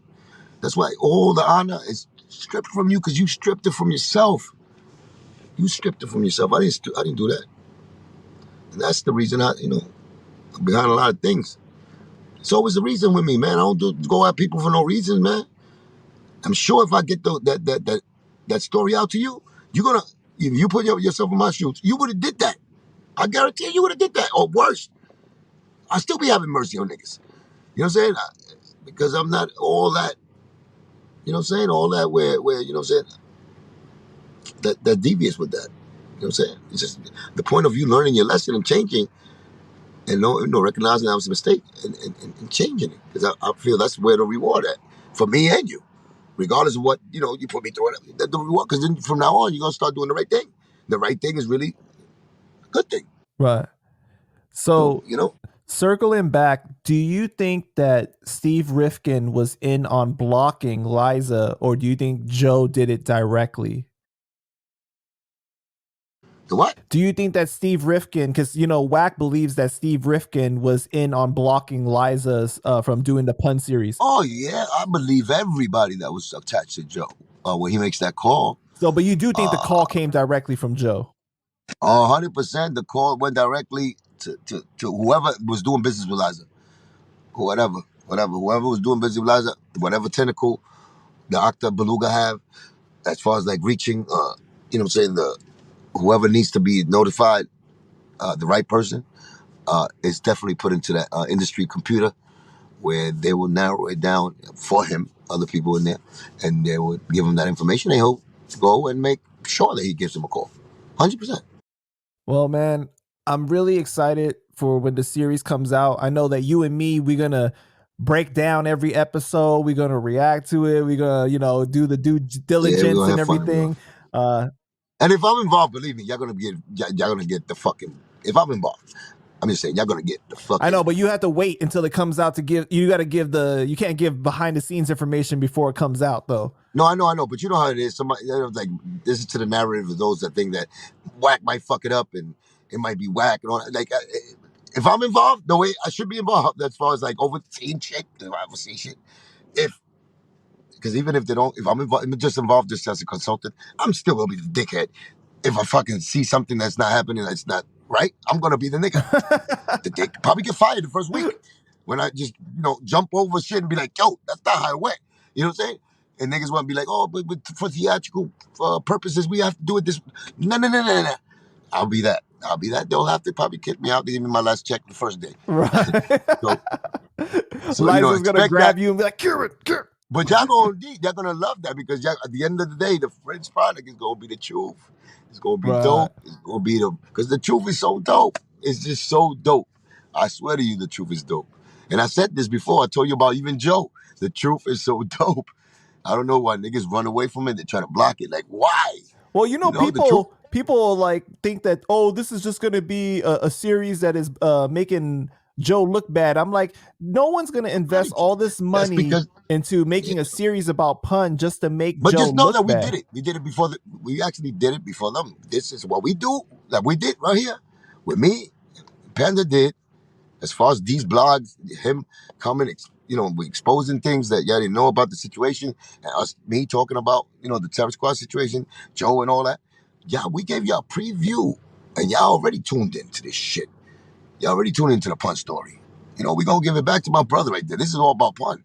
So this is actually, we doing a great thing by it. We started something that other people, that actually my fucking family is gonna gain because of just the buzz they get it from You know this. what's so crazy is that some of the fans in the comments were like, Panda, I think that like you and Cuban doing this, all these interviews and exposing these things really helped bring hype to the series. Of But course. I don't really want to take credit for that. I'm No, I'm telling you, I don't like to take credit for anything, but we're taking credit for this. Fuck you. You are gonna take this credit because we did it naturally and organically. This happened by an act of spiritual God's fucking energy. You know what I'm saying? And this is what happened. This is the truth. Express it. That's part of, what I'm saying. Giving back the creator his rights, props, and give him all the praise. That's what you do. And this is true. This is nothing that we had involved. I never knew you for nothing. I never knew you for fucking, from the zoo. I never seen the panda like you. You know what I'm saying? Where I gave you a fucking, you know what I'm saying, a little apple and you ate it, and then you came back to me because you remember me. This is not that. This is a so fucking. crazy. The narrative out there is that like I'm like feeding you things to go do and stuff like that. I'm telling you, oh, go do this on IG and stuff like that. Or go do it's like these people really Stop run telling with them that. so much. They're gonna give up our secret. You fucking little bully. Yo, Let them think what they want to think, man. forget about Fat Joe allegedly putting pressure on Whack and stuff. It's really Panda putting pressure on Cuban, being like, yo, you better do this. I'm gonna steal your lunch money. That's right. And Cuban, he's fucking scared of death. He has to do what Panda says. Because, you better. Jackrabbit is scared of the Panda. Before I whack you with my bamboo stick, okay? Okay, see? That's the problem. That's why you can't get gassed up like that. You can't get gassed up like that. And then, the fucking Jackrabbit will start fucking, going crazy on you.